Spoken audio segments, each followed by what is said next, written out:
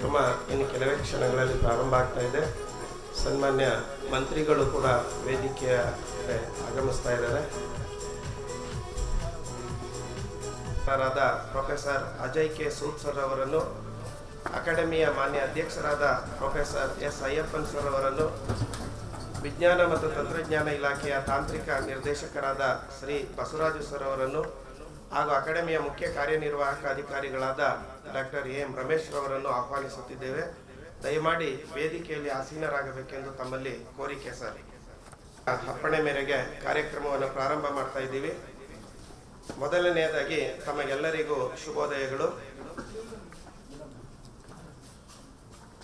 ವಿಜ್ಞಾನ ಮತ್ತು ತಂತ್ರಜ್ಞಾನ ಇಲಾಖೆ, ಕರ್ನಾಟಕ ಸರ್ಕಾರ, ಇದರ ಅಂಗಸಂಸ್ಥೆಯಾದ ಕರ್ನಾಟಕ ವಿಜ್ಞಾನ ಮತ್ತು ತಂತ್ರಜ್ಞಾನ ಅಕಾಡೆಮಿಯು 75ನೇ ಸ್ವಾತಂತ್ರ್ಯ ಅಮೃತ ಮಹೋತ್ಸವದ ಸುಸಂದರ್ಭದಲ್ಲಿ ಹಮ್ಮಿಕೊಂಡಿರುವ ಅಕಾಡೆಮಿಯ ಪ್ರಶಸ್ತಿ ಪ್ರದಾನ ಕಾರ್ಯಕ್ರಮಕ್ಕೆ ಆಗಮಿಸಿರುವ ತಮಗೆಲ್ಲರಿಗೂ ತುಂಬು ಹೃದಯದ ಸ್ವಾಗತವನ್ನು ಬಯಸುತ್ತಾ ಕಾರ್ಯಕ್ರಮವನ್ನು ಪ್ರಾರಂಭ ಮಾಡ್ತಾ ಇದ್ದೀವಿ. ಕಾರ್ಯಕ್ರಮದ ಮೊದಲನೆಯದಾಗಿ ನಾಡಗೀತೆ. ತಾವೆಲ್ಲರೂ ಎದ್ದು ನಿಂತು ಗೌರವವನ್ನು ಸೂಚಿಸಬೇಕಾಗಿ ವಿನಂತಿ.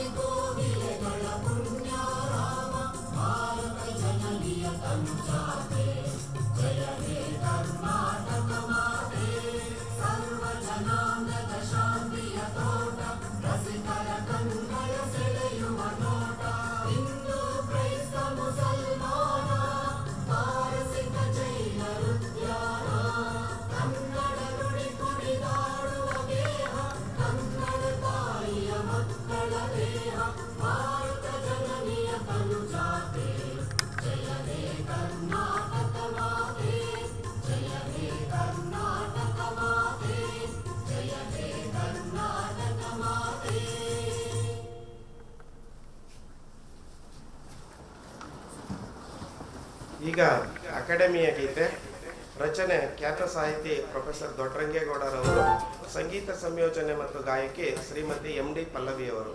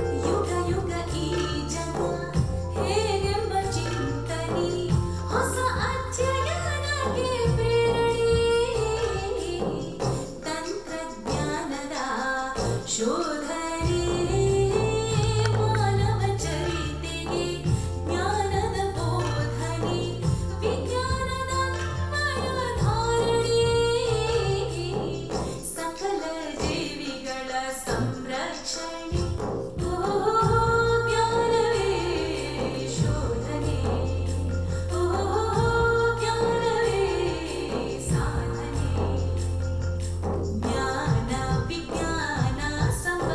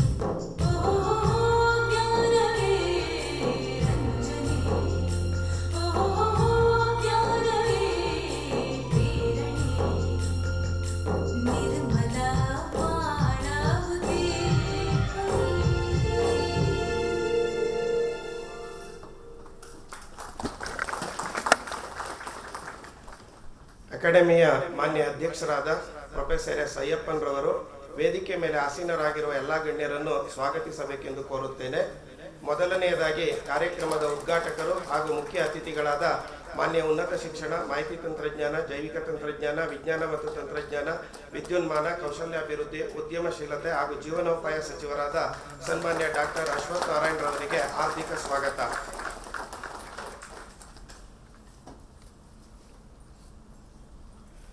ಈ ಕಾರ್ಯಕ್ರಮದ ಗೌರವಾನ್ವಿತ ಅತಿಥಿಗಳಾದ ಸನ್ಮಾನ್ಯ ಪ್ರಧಾನಮಂತ್ರಿಗಳ ಪ್ರಧಾನ ವೈಜ್ಞಾನಿಕ ಸಲಹೆಗಾರರು ಹಾಗೂ ಅಕಾಡೆಮಿಯ ಫೆಲೋಶಿಪ್ ಪುರಸ್ಕೃತರಾದ professor Ajay K Sood sir ಅವರಿಗೆ ಸ್ವಾಗತ, ಸುಸ್ವಾಗತ.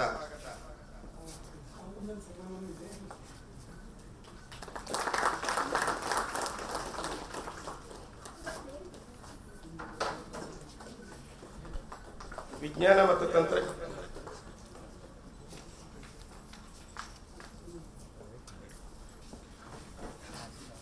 ತಮಗೆ ಧನ್ಯವಾದಗಳು ಸರ್.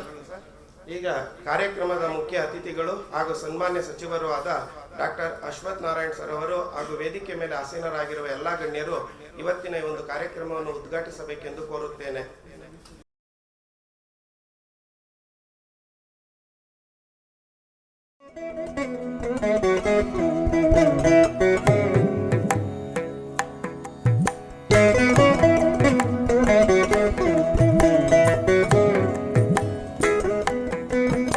ತಮಗೆಲ್ಲರಿಗೂ ಅಂತರಾಳದ ಅಭಿನಂದನೆಗಳು ಸರ್. ಈಗ ಅಕಾಡೆಮಿ ಅಧ್ಯಕ್ಷರಾದ ಪ್ರೊಫೆಸರ್ ಎಸ್ ಅಯ್ಯಪ್ಪನ್ರವರು ಸ್ವಾಗತ ಭಾಷಣ ಮಾಡಬೇಕೆಂದು ಮನವಿ. ಎಲ್ಲರಿಗೂ ನಮಸ್ಕಾರಗಳು. ಆಜಾದಿ ಕಾ ಅಮೃತ್ ಮಹೋತ್ಸವದ ಪರಿವೇಶದಲ್ಲಿ ಕರ್ನಾಟಕ ವಿಜ್ಞಾನ ಮತ್ತು ತಂತ್ರಜ್ಞಾನ ಅಕಾಡೆಮಿಯ 2022ನೇ ಸಾಲಿನ ಪ್ರಶಸ್ತಿ ಮತ್ತು ಫೆಲೋಶಿಪ್ ಕಾರ್ಯಕ್ರಮಕ್ಕೆ ತಮಗೆಲ್ಲರಿಗೂ ಆದರದ ಸ್ವಾಗತ. Respected chief guest, Honorable Minister of Higher Education, Electronics, IT, BT, Science and Technology, Skill Development, Entrepreneurship, Livelihoods, Government of Karnataka, Dr. C.N. Ashwathanarayanji, who is also inaugurating this meet. Very distinguished guest of honor, renowned scientist and principal scientific advisor to the Honorable Prime Minister, Professor Ajay Kumar Soodji, my colleagues, Shri A.B. Baswaraju, the Member Secretary KST and Managing Director KSTFs and the Director of DST, Dr. A.M. Ramesh, CEO, very distinguished recipients of the KST awards and fellowships, esteemed members of the KST Executive Committee, Professor H. Ranganath, Professor B.G. Mulimani, Professor S.K. Saidapur, Professor H. Rajasar, Dr. A. Eknath, Professor Katre Shakuntala, Professor H.S. Savitri, colleagues from different organizations of the DST, Government of Karnataka, family and friends of the awardees. This morning, guests present here and on the YouTube, and my colleagues from KSTA, ladies and gentlemen. I deem it a privilege to welcome the Honorable Minister, Dr. C.N. Ashwathanarayanji, who has been guiding all dimensions of higher education, electronics, IT, BT, science and technology, livelihood, skill development, entrepreneurship in the state of Karnataka. That kind of leadership he has given, we are grateful to you, sir, and a hearty welcome to this meeting. We have, as I said, a very renowned scientist, a globally known physicist with us, Professor Ajay Kumar Soodji, Principal Scientific Advisor to the Honorable Prime Minister, a Padma Shri awardee, fellow of several national and international science academies, including the Royal Society, Indian National Science Academy, National Academy of Sciences, Academy of Sciences India, Third World Academy of Sciences, prestigious awards and prizes of Shanti Swarup Bhatnagar, Dr. G.D. Birla, Dr. J.M. Modi, to us, Rafiki, Dr. Goel, Dr. M.N. Sahab, Homi Baba, Dr. Raja Ramana, I can go on. Several recognitions from all over the world, the Government of India and Government of Karnataka. And with innumerable scientific publications in global journals and patents both in US and India. Our hearty congratulations to you, sir, on your present position of the Principal Scientific Advisor to the Honorable Prime Minister. Your acceptance of the KSTA Fellowship has actually enhanced the glory of the Academy and raised it to a higher level. Thanks to you. And Professor Sood, going from Bangalore to New Delhi, is a pride to the state of Karnataka and the city of Bangalore, true to the fame that this city is the global science city and also a place that's, where things are happening. And as I said, under the leadership of Dr. Ashok Narayan ji. So on all these counts, we are so proud that you could make it this morning to be with us. Grateful to you and welcome to you, sir. A warm welcome to esteemed colleagues, as I said, everybody here, distinguished fellowship and colleagues, and it's a very august gathering in the month of August. Thank you very much for coming over here. Since we met last on a similar occasion on 22nd February 2022, that was for the 2021 award program.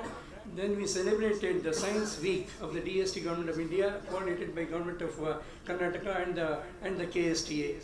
And we had the theme, Vijnana Sarvatra Pujyate. We celebrated science for a week, and this is another occasion to celebrate science and celebrate scientists like Professor Sood on the dais and several colleagues in the audience this morning.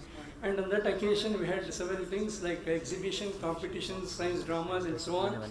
We are again grateful to the Honorable Minister that he came here along with the Honorable Member of Legislative Assembly of Elanka constituency, Shri S.R. Vishwanath ji, who presided over the function. Today is not able to make it due to some other occupations that he has. We also had organized this festival in 18 colleges across the state. I will be very brief since the Honorable Minister has to be leaving. So we have made some changes in the schedule.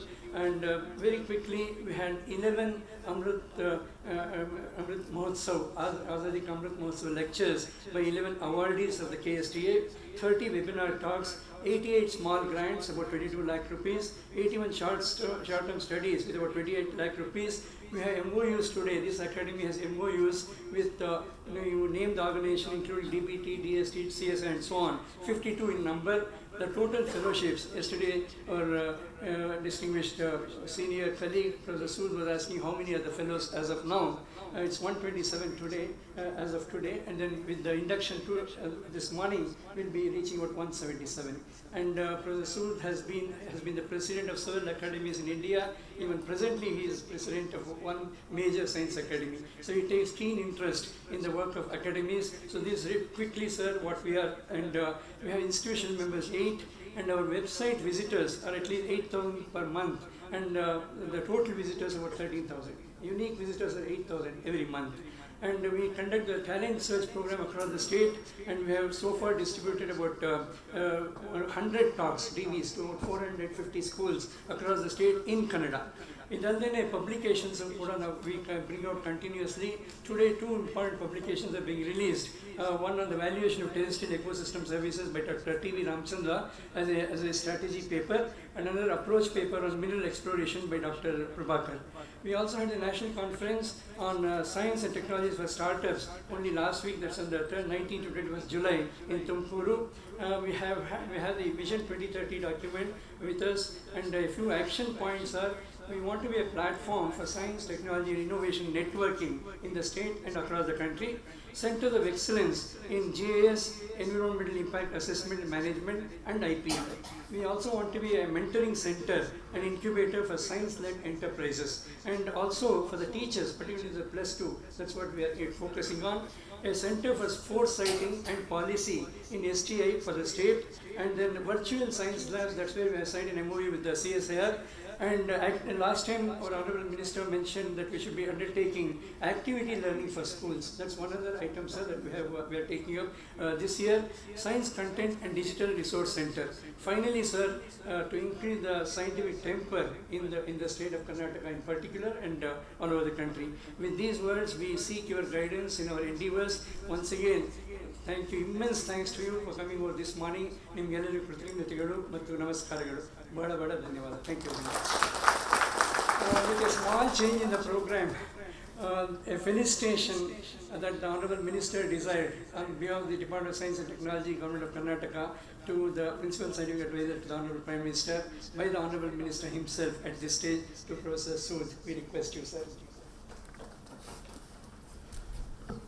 Ayyappan sir ಅವರಿಗೂ ಕೂಡ ಸ್ವಾಗತವನ್ನು ಬಯಸುತ್ತಾ ಕಾರ್ಯಕ್ರಮದ ಗೌರವಾನ್ವಿತ ಅತಿಥಿಗಳಾದ professor Ajay K Sood sir ಅವರಿಗೆ ಕರ್ನಾಟಕ ಸರ್ಕಾರದ ವಿಜ್ಞಾನ ಮತ್ತು ತಂತ್ರಜ್ಞಾನ ಇಲಾಖೆ ವತಿಯಿಂದ ಸನ್ಮಾನ ಕಾರ್ಯಕ್ರಮ. ಇದನ್ನು ಸನ್ಮಾನ್ಯ ಸಚಿವರಾದ ಡಾಕ್ಟರ್ ಅಶ್ವಥ್ ನಾರಾಯಣ ಸರ್ ಅವರು ಹಾಗೂ ವೇದಿಕೆಯ ಮೇಲಿರುವ ಎಲ್ಲ ಗಣ್ಯರು ನೆರವೇರಿಸಿಕೊಡಬೇಕೆಂದು ಕೋರುತ್ತೇವೆ.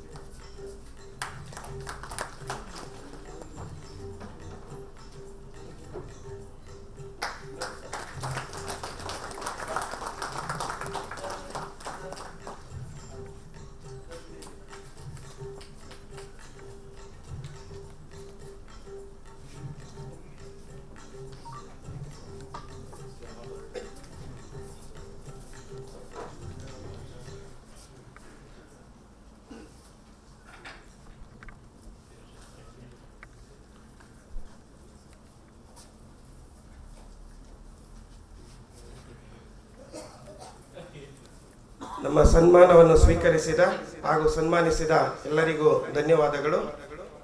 ಈಗ ಕಾರ್ಯಕ್ರಮದ ಪ್ರಮುಖ ಘಟ್ಟ ಜೀವಮಾನ ಸಾಧನೆ ಪ್ರಶಸ್ತಿ ಪ್ರದಾನ. ಇದರ ನಿರೂಪಣೆಯನ್ನು ನಡೆಸಿಕೊಡಲಿದ್ದಾರೆ ವೈಜ್ಞಾನಿಕಾಧಿಕಾರಿಗಳಾದ ಶ್ರೀ ಶ್ರೀನಿವಾಸ್ ರವರು.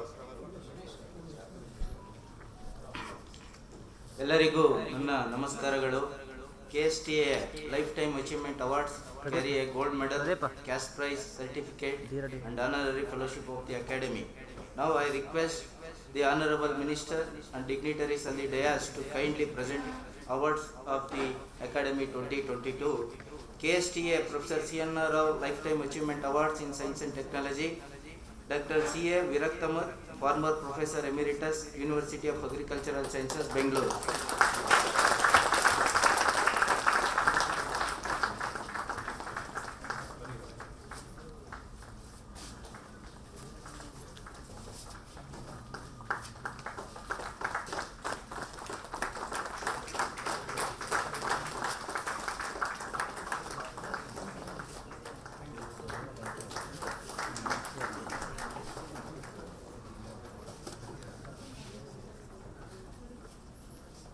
Congratulations, sir. Thank you. Dr. T. Shivananda Paul, former CSIR Emeritus Scientist, University of Mysore, Mysore.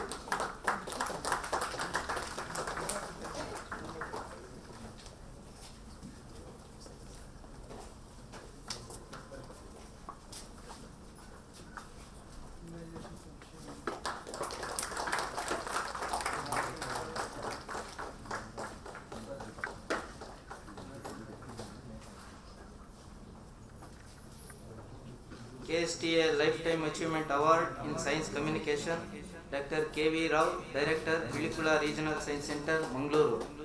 K.V. Rao.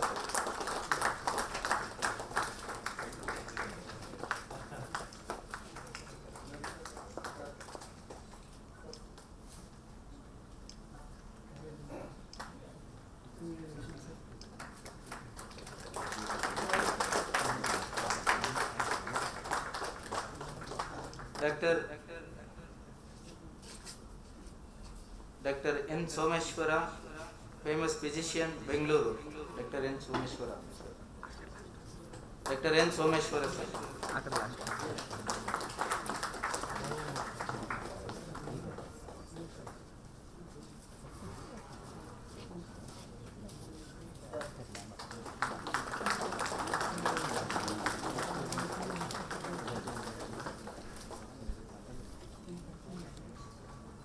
We will continue the fellowship afterwards. Congratulations, sir. Thank you, Honorable.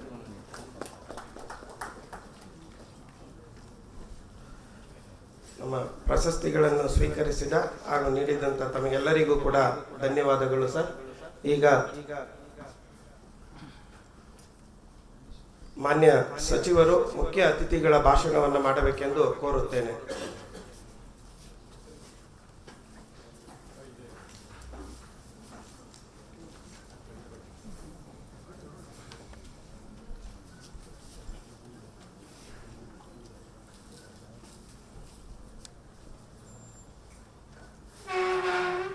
ಎಲ್ಲ ಗೌರವಾನ್ವಿತ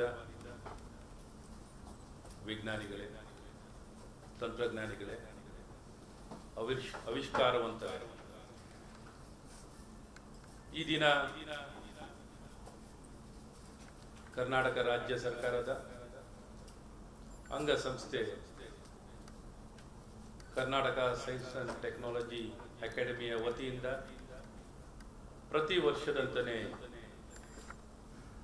ಜೀವಮಾನದ ಸಾಧನೆಯನ್ನ ಮಾಡಿರುವಂಥ ಗಣ್ಯಮಾನ್ಯರಿಗೆ ಫೆಲೋಶಿಪ್ ಇತರ ಪ್ರಶಸ್ತಿಗಳನ್ನು ಕೊಟ್ಟು ಅವರ ಕೊಡುಗೆಗಳನ್ನು, ಅವರ ಸಾಧನೆಗಳನ್ನು ಗೌರವಿಸುವಂಥ, ಮಾನ್ಯತೆ ಕೊಡುವಂಥ ಈ ಪವಿತ್ರವಾಗಿರುವಂಥ ಕಾರ್ಯಕ್ರಮದಲ್ಲಿ ನಮ್ಮ ನಾಡಿನ, ನಮ್ಮ ದೇಶದ, ವಿಶ್ವದ ಭರವಸೆಯ ಗಣ್ಯಮಾನ್ಯರು ಈ ಒಂದು ಸಭಾಂಗಣದಲ್ಲಿ ಇವತ್ತು ತಮ್ಮೆಲ್ಲರ ಉಪಸ್ಥಿತಿಯಲ್ಲಿ ಅರ್ಥಪೂರ್ಣಕವಾಗಿ ಇವತ್ತು ಈ ಕಾರ್ಯಕ್ರಮ ನಡೀತಿರುವಂಥದ್ದಿದೆ. ಇಂತಹ ಒಂದು ಕಾರ್ಯಕ್ರಮದಲ್ಲಿ ಈ ಇಲಾಖೆಯ ಸಚಿವನಾಗಿ ನನ್ನ ಭಾಗ್ಯ ನಿಮ್ಮಂತ ಮಹಾನ್ ಸಾಧಕರಿಗೆ ಗೌರವ ಸಲ್ಲಿಸುವಂಥದ್ದು ನಿಜಕ್ಕೂ ಒಂದು ಜೀವನದಲ್ಲಿ ಒಂದು ಹೆಮ್ಮೆಯ ಸಂಗತಿ. ಹಾಗಾಗಿ ಮತ್ತೊಮ್ಮೆ ತಮ್ಮೆಲ್ಲರ ಉಪಸ್ಥಿತಿಯನ್ನು ಗೌರವಿಸಿ ಈ ಅಕಾಡೆಮಿಯ ಅಧ್ಯಕ್ಷರಾಗಿ ಬಹಳ ಉತ್ತಮವಾಗಿ ಸರಳ ಸಜ್ಜನಿಕೆಗೆ ಹೆಸರುವಾಸಿಯಾಗಿರುವಂತಹ ನಮ್ಮ ವಿಜ್ಞಾನಿಗಳಾಗಿರುವಂತಹ ಡಾಕ್ಟರ್ ಅಯ್ಯಪ್ಪ ಅವರ ಒಂದು ಅಧ್ಯಕ್ಷತೆಯಲ್ಲಿ ಈ ಸಂಸ್ಥೆ ಬಹಳ ಉತ್ತಮವಾಗಿ ಕಾರ್ಯವನ್ನು ನಿರ್ವಹಿಸಿ ತಮ್ಮೆಲ್ಲರ ವಿಶ್ವಾಸದೊಂದಿಗೆ ಬಹಳ ಉತ್ತಮವಾಗಿ ನಮ್ಮ ಸರ್ಕಾರಕ್ಕೆ ಗೌರವ ತರೋ ರೀತಿಯಲ್ಲಿ, ಸಮಾಜಕ್ಕೆ ಗೌರವ ತರೋ ರೀತಿಯಲ್ಲಿ ತಮ್ಮ ಕಾರ್ಯಗಳನ್ನು ಮಾಡ್ತಿದ್ದಾರೆ. ಹಾಗೆ ನಮ್ಮೊಂದಿಗೆ ನಮ್ಮ ಪ್ರತಿಷ್ಠಿತವಾದಂತಹ ಸಂಸ್ಥೆ ಇಂಡಿಯನ್ ಇನ್ಸ್ಟಿಟ್ಯೂಟ್ ಆಫ್ ಸೈನ್ಸ್, ಈ ಸಂಸ್ಥೆಯಲ್ಲಿ ಹಲವಾರು ವರ್ಷದಿಂದ ಪ್ರಾಧ್ಯಾಪಕರಾಗಿ, ವಿಜ್ಞಾನಿಗಳಾಗಿ, ಫಿಸಿಸ್ಟರಾಗಿ ಕಾರ್ಯವನ್ನು ನಿರ್ವಹಿಸುತ್ತಿರುವಂತಹ ನಮ್ಮೆಲ್ಲರ ಹೆಮ್ಮೆಯ ವಿಜ್ಞಾನಿಗಳಾಗಿರುವಂತಹ ಸನ್ಮಾನ್ಯ ಡಾಕ್ಟರ್ ಅಜಯ್ ಕೆ ಸೂದ್ ಅವರು ಅವ್ರ ಜೊತೆ ನಾನು ನ್ಯಾನೋ ಟೆಕ್ನಾಲಜಿಯಲ್ಲಿ ಕಾರ್ಯಕ್ರಮದಲ್ಲಿ ಅವರೊಂದಿಗೆ ಮಾತಾಡುವಂಥದ್ದು, ಅವ್ರ ಜೊತೆ ಸಂಪರ್ಕಕ್ಕೆ ಬರುವಂಥ ಒಂದು ಅವಕಾಶ ನನಗಾಗಿತ್ತು. ಆ ಒಂದು ಸಂದರ್ಭದಲ್ಲಿ ಅವ್ರ ಜೊತೆ ಎಲ್ಲ ಕಲಿತು ಬೆರೆತು ಅವ್ರ ಜೊತೆ ಒಂದಿಷ್ಟು ಅವರ ಸಲಹೆ ಸೂಚನೆಗಳು, ಅವರ ಕಾಳಜಿ, ಕರ್ನಾಟಕನ ಒಂದು ವಿಜ್ಞಾನದ ಒಂದು ಕೇಂದ್ರವಾಗಿ, ಒಂದು ರಾಜ್ಯವಾಗಿ, ಒಂದು ಸಮಾಜವಾಗಿ ಬೆಳಿಲಿಕ್ಕೆ ಅವ್ರು ತೋರಿದಂತ ಆಸಕ್ತಿ ನಿಜಕ್ಕೂ ಇವತ್ತಿಗೂ ನೆನಪಾಗುತ್ತೆ. ಅಷ್ಟು ಮಟ್ಟಿಗೆ ಅವರು ಬೇರೆ ರಾಜ್ಯದಿಂದ ಬಂದಿರೂ ಸಹ ಅವ್ರಿಗೆ ಯಾವತ್ತು ಬೇರೆ ರಾಜ್ಯದವನು ಅಂತ ಅನ್ಸಿರಲಿಲ್ಲ. ಯಾವ ರೀತಿ ನಮ್ಮ ಕರ್ನಾಟಕದಲ್ಲಿ ಏನೆಲ್ಲ ಮಾಡಬೇಕು ಅನ್ನೋಂಥದ್ದನ್ನ ಅವರು ತಕ್ಷಣ ನೋಡಿದ ತಕ್ಷಣ ಏನೆಲ್ಲ ಮಾಡಬೇಕು ಅಂತ ನಮ್ಮ ಡಾಕ್ಟರ್ ಅಜಯ್ ಕೆ ಸೂದ್ ಅವರು ನನಗೆ ಕಿವಿ ಮಾತುಗಳನ್ನ ಸಾಕಷ್ಟು ಹೇಳಿದಂಥವ್ರು. ಹಾಗಾಗಿ ಅವರು ಪ್ರಿನ್ಸಿಪಲ್ ಸೈಂಟಿಫಿಕ್ ಅಡ್ವೈಸರ್ ಆಗಿದ್ದ ತಕ್ಷಣ ನನಗೆ ಬಹಳಷ್ಟು ಸಂತೋಷ ಮತ್ತು ಹೆಮ್ಮೆ ಆಯಿತು. ಇಂಥ ಮಹಾಪುರುಷರು, ನಾವೆಲ್ಲ ಮಾತಾಡಿಸಿದಂಥ ವ್ಯಕ್ತಿಗಳು, ಅವ್ರ ಜೊತೆ ಒಡನಾಟ ಇಟ್ಕೊಂಡಂಥವರು ಇವತ್ತು ಇಡೀ ದೇಶಕ್ಕೆ ಪ್ರಿನ್ಸಿಪಲ್ ಸೈಂಟಿಫಿಕ್ ಅಡ್ವೈಸರ್ ಆಗಿರುವಂಥದ್ದು ನಮ್ಮೆಲ್ಲರ ಭಾಗ್ಯ. ಹಾಗಾಗಿ ನನ್ನ ಕರ್ತವ್ಯ ಮತ್ತು ನನಗೂ ಹೆಮ್ಮೆ. ಇವತ್ತು ಇವರು ಇಲ್ಲಿ ಬಂದಿದ್ದಾರೆ ಅಂದಾಗ ಮೊದಲನೇದಾಗಿ ನಾವು ಅವರಿಗೆ ಗೌರವಿಸಬೇಕು, ಸತ್ಕರಿಸಬೇಕು ಅನ್ನೋಂಥದ್ದು ನಾಡಿನ ಜನತೆಯ ಪರವಾಗಿ ಅವರಿಗೆ ಹೃದಯಪೂರ್ವಕವಾಗಿ ಮತ್ತೊಮ್ಮೆ ನಾನು ಅಭಿನಂದನೆಗಳನ್ನು ಸಲ್ಲಿಸ್ತೇನೆ. ಹಾಗೆ ನನ್ನೊಂದಿಗೆ ನಮ್ಮ ಇಲಾಖೆಯ ನಿರ್ದೇಶಕರಾಗಿ ಬಹಳ ಉತ್ತಮವಾಗಿ ಅವಿರತವಾಗಿ ಎಲ್ಲ ರೀತಿಯಾದಂಥ ಗುರಿಗಳನ್ನು, ಯಾವುದು ಗುರಿಯಲ್ಲಿ ನಮ್ಮ ಇಲಾಖೆಯಲ್ಲಿ ಇಟ್ಕೊಂಡಿರುವಂಥ ಪ್ರತಿಯೊಂದು ಕಾರ್ಯಕ್ರಮವನ್ನು ಎಲ್ಲ ವಿಜ್ಞಾನಿಗಳ ಬಳಿಯಲ್ಲಿ ಭೇಟಿ ಮಾಡಿ, ಸಾಮಾನ್ಯವಾಗಿ IAS ಆಫೀಸರ್ ಅಂದರೆ ನಾವ್ಯಾಕೆ ಹೋಗ್ಬೇಕು ಅಂತ ಎಲ್ಲರೂ ಅವರ ಸ್ಪೇಸ್ ಆಫ್ ಕಂಫರ್ಟ್ ಇರ್ತಾರೆ. ಒಬ್ರಿಗೊಬ್ರು ಎಲ್ಲ ಜಾಸ್ತಿನೇ ಪ್ರತಿಷ್ಠೆನೇ ಹೆಚ್ಚಾಗಿ ಬರುತ್ತೆ. ನಾನು ಜಾಸ್ತಿ ನಾವು ಕಮ್ಮಿ ಅನ್ನುವಂಥದ್ದೇ ಇರುತ್ತೆ. ಮನುಷ್ಯನಲ್ಲಿ ಅತಿ ಹೆಚ್ಚಾಗಿ ಕಾಡುವಂಥದ್ದು ಪ್ರತಿಷ್ಠೆಗಳು. ಹಾಗಾಗಿ ಇಂಥ ಯಾವ ಪ್ರತಿಷ್ಠೆನೂ ಇಟ್ಕೊಳ್ಳೋದೆ ಅಂತ ನಿರಾಯಸವಾಗಿ ಎಲ್ಲರ ಮಧ್ಯದಲ್ಲಿ ಓಡಾಡಿ ಎಲ್ಲ ರೀತಿಯಾದಂಥ ಕಾರ್ಯಕ್ರಮಗಳಲ್ಲಿ ಅವರಿದ್ದಲ್ಲೇ ಹೋಗಿ ಭೇಟಿ ಮಾಡಿ ಅವರ ಸಹಕಾರವನ್ನು ತಗೊಂಡು ಎಲ್ಲ ಕಾರ್ಯಕ್ರಮಗಳನ್ನು, ಏನೆಲ್ಲ ಕಾರ್ಯಕ್ರಮಗಳು ವಿಸ್ತೃತವಾಗಿ ನಮ್ಮ ಇಲಾಖೆಯಲ್ಲಿ ಹಲವಾರು ಗಣ್ಯಮಾನ್ಯರು, ನಮ್ಮ CNR ರಾವ್ ಸಾಹೇಬ್ರಿಂದ ಹಿಡಿದು ನಮ್ಮ ನವಕಾಂತ್ ಭಟ್ ಅವರು ಹಿಡಿದು ಎಲ್ಲರೂ ಜೊತೆಯಲ್ಲಿ ಒಂದು ಕಡೆಯ ಒಂದು ವಿಜ್ಞಾನ ಕೇಂದ್ರದಿಂದ ಹಿಡಿದು ಎಲ್ಲರ ಜೊತೆ ಬೆರೆತು ಬಹಳ ಉತ್ತಮವಾಗಿ ಕಾರ್ಯನಿರ್ವಹಿಸ್ತಿರುವಂಥವ್ರು ನಮ್ಮ ನಿರ್ದೇಶಕರಾಗಿರುವಂಥವ್ರು ಬಸವರಾಜ್. ಹಾಗಾಗಿ ಸಾಮಾನ್ಯವಾಗಿ ಬಂದಿದ್ರೆ ನೆಕ್ಸ್ಟ್ ಪೋಸ್ಟಿಂಗ್ ಎಲ್ಲಿ ಹೋಗೋಣ ಅಂತ ಇರ್ತಾರೆ. ಆದರೆ ಯಾವ ಪೋಸ್ಟಿಂಗ್ ಹುಡಿಕೊಂಡು ಹೋಗಿಲ್ಲ ಸದ್ಯಕ್ಕೆ. 2 ತಿಂಗಳು 3 ತಿಂಗಳು ಒಬ್ರು ಕರ್ಕೊಂಡ್ಬರ್ಬೇಕಾಗುತ್ತೆ. IAS ಆಫೀಸರ್ ಆಗಿ ನಿಲ್ಲಲ್ಲ, ಯಾರು ಎಲ್ಲ ಓಡ್ತಾ ಇರ್ತಾರೆ. ಸೊ ಇವ್ರು ಯಾವುದು ಓಡಕ್ಕೆ ಹೋಗ್ಲಿಲ್ಲ, ಸಂತೋಷ, ನಮ್ಮೊಂದಿಗೆ ಇದ್ದಾರೆ. ಹಾಗೆ ಈ ಸಂಸ್ಥೆಯ ಕಾರ್ಯನಿರ್ವಾಹಕ ಅಧಿಕಾರಿಗಳಾಗಿರುವಂತಹ ಸನ್ಮಾನ್ಯ ರಮೇಶ್ ಅವರು ಬಹಳ ಅಚ್ಚುಕಟ್ಟಾಗಿ ಈ ಸಂಸ್ಥೆ ಚಿಕ್ಕದಾಗಿ ಚೊಕ್ಕವಾಗಿ ತಮ್ಮ ಜವಾಬ್ದಾರಿಯನ್ನು ಆಸಕ್ತಿಯಿಂದ ಈ UV ರಾವ್ ಅಂತ ಮಹಾಪುರುಷರು ಸ್ಥಾಪನೆ ಮಾಡಿದಂಥ ಈ ಸಂಸ್ಥೆ ಬಹಳ ಉತ್ತಮವಾಗಿ ಕಟ್ಕೊಂಡು ಮುಂದಕ್ಕೆ ಹೋಗ್ತಿದ್ದೀರಾ. ಮತ್ತೊಮ್ಮೆ ಇವಾಗೇನು ನಮ್ಮ ಅಯ್ಯಪ್ಪ ಅವರು ಹೇಳಿದಾಗೆ ಇನ್ಕ್ಯುಬೇಷನ್ ಸೆಂಟರ್ನು ಮಾಡಬೇಕು ಅಂತ ಹೊಟ್ಟಿದ್ದೀರಾ. ಭಾಳ ವಿಜ್ಞಾನದಲ್ಲಿ ಇನ್ಕ್ಯುಬೇಷನ್ ಸೆಂಟರ್ ಮಾಡೋಕ್ಕೆ ಹೊಟ್ಟಿದ್ದೀರಾ. ನಿಜಕ್ಕೂ ತಮ್ಮ ಚಿಂತನೆ ಮತ್ತು ಕಲ್ಪನೆಗೆ ನಮ್ಮ ಸಂಪೂರ್ಣ ಬೆಂಬಲ ಇದೆ. ದಯವಿಟ್ಟು ಮುಂದೆ ಒರೆಸಿ ಹೆಜ್ಜೆಗಳನ್ನು ಹಾಕಿ ಅಂತ ಹೇಳಿ, ಇನ್ನು ಹೆಚ್ಚಿನ ಏನು ದಿಗ್ಗಜರಿಗೆ ಹೋಗ್ಬಿಟ್ಟು ಏನು ಮಾತಾಡೋದು ನಮಗೆ ಗೊತ್ತಿಲ್ಲ. ಹೋಗ್ಬಿಟ್ಟು ಸೂರ್ಯನಿಗೆ ಹೋಗಿ ಟಾರ್ಚ್ ಇಡ್ದಂಗೆ ಆಗುತ್ತೆ ನಮ್ಮ ಕತೆ. ಸೊ ಏನು ಅಂದರೆ ನಿಮ್ಮ ಜೊತೆ ಇದ್ದೀವಿ, ನಿಮ್ಮ ಕಲ್ಪನೆಯ ಪೂರಕವಾಗಿ, ನಿಮ್ಮ ಆಸಕ್ತಿಗಳ ಪೂರಕವಾಗಿ ಇವತ್ತೇನು ಬೇರು ಮಟ್ಟದಲ್ಲಿ ಇವತ್ತು ವಿಜ್ಞಾನವನ್ನು ಕೊಂಡೊಯ್ಯುವಂಥ ಕೆಲಸ, ಸಂಪೂರ್ಣವಾಗಿ STEM ಕೊಂಡೊಯ್ಯುವಂಥ ಕೆಲಸವನ್ನು ಇವತ್ತು ಅವಿರತವಾಗಿ ನಮ್ಮ ಸರ್ಕಾರದಲ್ಲಿ ಯಾವುದೇ ರೀತಿಯಾದಂಥ ಮೈಮರೆಯದೆ ಒಂದು ದಿನವೂ ಸಹ ನಾವು ಇದರಲ್ಲಿ ನಿರ್ಲಕ್ಷ್ಯವನ್ನು ವಹಿಸಿರುವಂಥದ್ದೇ ಇಲ್ಲ. ಇವತ್ತೇನು ಕನ್ವರ್ಜೆನ್ಸ್ ಅಲ್ಲಿ ಪರಸ್ಪರ ಎಲ್ಲ ಪ್ರತ್ಯೇಕವಾಗಿ ಶಕ್ತಿ ಕೇಂದ್ರಗಳು ಇರೋವು, ಆ ಶಕ್ತಿ ಕೇಂದ್ರಗಳೆಲ್ಲ ಒಟ್ಟಿಗೆ ತರುವಂಥ ಕೆಲಸವನ್ನು ಇವತ್ತು ನಾವು, ನಮ್ಮ ಕೆಲಸ ಏನಂದರೆ ಎಲ್ಲರನ್ನೂ ಒಟ್ಟಿಗೆ ತರುವಂಥ ಕೆಲಸಗಳನ್ನು ಕನ್ವರ್ಜ್ ಆಗುವಂಥ ರೀತಿಯಲ್ಲಿ ಪರಸ್ಪರ ಸಹಕಾರ ಕೊಡುವಂಥದ್ದು, ಅದಕ್ಕೆ ಸಿನರ್ಜಿ ತರಲಿಕ್ಕೆ ಭಾಳಷ್ಟು ಇವತ್ತು ಪ್ರಯತ್ನವನ್ನು ಮಾಡಿ ಯಶಸ್ವಿಯಾಗಿ ಇವತ್ತು ಎಲ್ಲ ವಿಜ್ಞಾನ ಕೇಂದ್ರಗಳಾಗಲಿ, ಟೆಕ್ನಾಲಜಿ ಕಂಪ್ನೀಸ್ ಆಗಲಿ, ಇನೋವೇಟರ್ಸ್ ಆಗಲಿ, ಸ್ಟಾರ್ಟಪ್ಸ್ ಆಗಲಿ, ಇವತ್ತು ಸ್ಕಿಲ್ ಡೆವಲಪ್ಮೆಂಟ್ನಲ್ಲಾಗಲಿ, ಡಿಮ್ಯಾಂಡ್ ಸಪ್ಲೈನಲ್ಲಾಗಲಿ ಎಲ್ಲರನ್ನೂ ಒಟ್ಟಿಗೆ ತಂದು ಇವತ್ತೇನು ಸಿಂಕರ್ನೈಸ್ ಮಾಡಬೇಕಂತ ಕೆಲಸವನ್ನು ಭಾಳಷ್ಟು ಯಶಸ್ವಿಯಾಗಿ ಮಾಡಿ ಅದರ ಶಕ್ತಿಯನ್ನು ಅಂತ ನಾವು ನೋಡುವಂಥದ್ದಾಗಿದೆ. ಹಾಗಾಗಿ ಆ ಗ್ರೋತ್ ಏನು ನೋಡ್ತಾ ಇದ್ದೀವೋ ನಾವು ಸಣ್ಣ ಮಟ್ಟದಲ್ಲಿ ನೋಡ್ತಾ ಇಲ್ಲ, 10 ಪಟ್ಟು 20 ಪಟ್ಟು 1 ಪಟ್ಟು 2 ಪಟ್ಟಿಗೆ ಹೋಗ್ತಾ ಇಲ್ಲ, ಅಷ್ಟು ಎನರ್ಜಿ ಆ್ಯಡ್ ಆಗ್ತದೆ. ಸೊ ಇಂಡಸ್ಟ್ರಿನೂ ಒಟ್ಟಾಗಿ ಇವತ್ತು ಎಲ್ಲ ರೀತಿಯಾದಂಥ ನಾವು ಇಂಡಸ್ಟ್ರಿಯ ಚೀಫ್ ಟೆಕ್ನಾಲಜಿ ಆಫೀಸರ್ಸ್ನೆಲ್ಲೂ ಇವತ್ತು ಕರಿಕ್ಯುಲಮ್ ಡೆವಲಪ್ಮೆಂಟ್ನಲ್ಲಿ ಎಲ್ಲರನ್ನೂ ತೊಡಗಿಸುವಂಥ ಕೆಲಸವನ್ನು ಮಾಡಿ, ಮತ್ತು ಇಂಡಸ್ಟ್ರಿ ರಿಕ್ವೈರ್ಮೆಂಟ್ನಲ್ಲೂ ಏನೆಲ್ಲ ಇಂಟಗ್ರೇಷನ್ ಮಾಡಬೇಕಾಗಿದೆಯೋ ಆ ಇಂಟಗ್ರೇಷನನ್ನು ಮಾಡಲಿಕ್ಕೆ ಪಾರ್ಟ್ ಆಫ್ ದ ಅಕಾಡೆಮಿಕ್ ಲರ್ನಿಂಗ್ನಲ್ಲೇ ಕಂಪ್ಲೀಟ್ಲಿ ಕಲೀಲಿಕ್ಕೆ ಫಾರ್ಮಲಿ ಸ್ಟ್ರಕ್ಚರ್ನಲ್ಲಿ ಕಂಪ್ಲೀಟ್ಲಿ ಇಂಟಗ್ರೇಟ್ ಮಾಡುವಂಥ ಕೆಲಸಗಳನ್ನು ನ್ಯಾಷನಲ್ ಎಜುಕೇಷನ್ ಪಾಲಿಸಿ ನಮ್ಮ ಅದೃಷ್ಟಕ್ಕೆ ಎಲ್ಲವೂ ಕೂಡಿ ಬಂದಿತ್ತು. ಎಲ್ಲವೂ ಕೂಡಿ ಬಂದಾಗ ಅದೃಷ್ಟವೂ ಇರಬೇಕಂತೆ. ಎಲ್ಲವನ್ನು ಕಾಲಕ್ಕೆ ನಾವು ಯೋಚನೆ ಮಾಡಿದ್ರೂ ಎಲ್ಲವನ್ನು ಒಟ್ಟಿಗೆ ತಗೊಂಡೋಗ್ಬೇಕಂದ್ರೆ ಸುಲಭ ಮಾತ್ರ. ಸೊ ಎಲ್ಲವೂ ನಮಗೆ ಕಾಲ ಕೂಡಿ ಬಂದಿತ್ತು. ಶಿಕ್ಷಣದಲ್ಲಿ, ರಾಷ್ಟ್ರೀಯ ಶಿಕ್ಷಣ ನೀತಿಯಲ್ಲಿ ನೀವು ಕಲ್ಪನೆ ಮೀರಿ ಇವತ್ತು ಸುಧಾರಣೆಯನ್ನು ಮಾಡಲಿಕ್ಕೆ ಆ ಫ್ಲೆಕ್ಸಿಬಿಲಿಟಿ, ಆ ಸ್ಟ್ರಕ್ಚರಲ್ ಚೇಂಜಸ್, ರಿಫಾರ್ಮ್ಸ್ ತರುವಂಥದ್ದು ಅದ್ಭುತವಾಗಿ ಆಗ್ತಿದೆ. ಇವತ್ತು ಭಾಳಷ್ಟು ಭರವಸೆ ಅಂತ ಹೇಳ್ಬೋದು. ಇವತ್ತು ನಮ್ಮ ಭಾರತಕ್ಕೆ, ನಮ್ಮ ಮಾನವ ಸಂಪನ್ಮೂಲಕ್ಕೆ ನಿಜವಾದ ಶಕ್ತಿಯನ್ನು ಕೊಡುವಂಥ ಶಿಕ್ಷಣ ಮತ್ತು ಜ್ಞಾನ ಮತ್ತು ಕೌಶಲ್ಯತೆಗಳನ್ನು ಭಾಳಷ್ಟು ತಳಮಟ್ಟದಲ್ಲಿ, ಬೇರು ಮಟ್ಟದಲ್ಲಿ ಅದನ್ನು ತಳಪಾಯನ ಬುನಾದಿ ಹಾಕಲಿಕ್ಕೆ ಅದ್ಭುತವಾದಂಥ ಒಂದು ಅವಕಾಶ ಸಿಕ್ಕಿರುವಂಥದ್ದು. ಎಲ್ಲವನ್ನೂ ಟೆಕ್ನಾಲಜಿ ಪ್ಲಾಟ್ಫಾರ್ಮ್ನ ಬಳಕೆನ ಮಾಡಿಕೊಂಡು ಎಫೆಕ್ಟಿವ್ ಇಂಪ್ಲಿಮೆಂಟೇಷನ್ಗೆ ಎಲ್ಲ ರೀತಿಯಾದಂಥ ಕಾರ್ಯಗಳನ್ನು ಮಾಡ್ತಾ ಇದ್ದೀನಿ. ಹಾಗಾಗಿ ಇವತ್ತು ನಾನು ನಿಮ್ಮ ಮುಂದೆ ಭಾಳಷ್ಟು ಭರವಸೆ ಮತ್ತು ವಿಶ್ವಾಸದಿಂದ ಹೇಳ್ಬೋದು, ಇಡೀ ದೇಶಕ್ಕೆ ಮಾದರಿ ಆಗೋ ರೀತಿಯಲ್ಲಿ ಮಾಡೆಲನ್ನು ಇಂಪ್ಲಿಮೆಂಟೇಷನ್ ಆಗಲಿ, ಇಂಪ್ಲಿಮೆಂಟ್ ಮಾಡಿದ್ದೇ ಆಗಲಿ, ಎಫೆಕ್ಟಿವ್ ಇಂಪ್ಲಿಮೆಂಟೇಷನ್ಗಾಗಲಿ ಮತ್ತು ಅದಕ್ಕೆ ಆದಂಥ ಪ್ರಕ್ರಿಯೆಗಳನ್ನು, ವ್ಯವಸ್ಥೆಗಳನ್ನು, ಸ್ಟ್ರಕ್ಚರನ್ನು ನಿರ್ಮಾಣವನ್ನು ಮಾಡಿ ಇಡೀ ದೇಶಕ್ಕೆ ಮಾದರಿ ಆಗೋ ರೀತಿಯಲ್ಲಿ ಇವತ್ತು ಭಾರತ ಸರ್ಕಾರ, government of India, the implementation model of the state of Karnataka has been looked up, sir, and it has been taken as a national model, sir. We are extremely proud of it.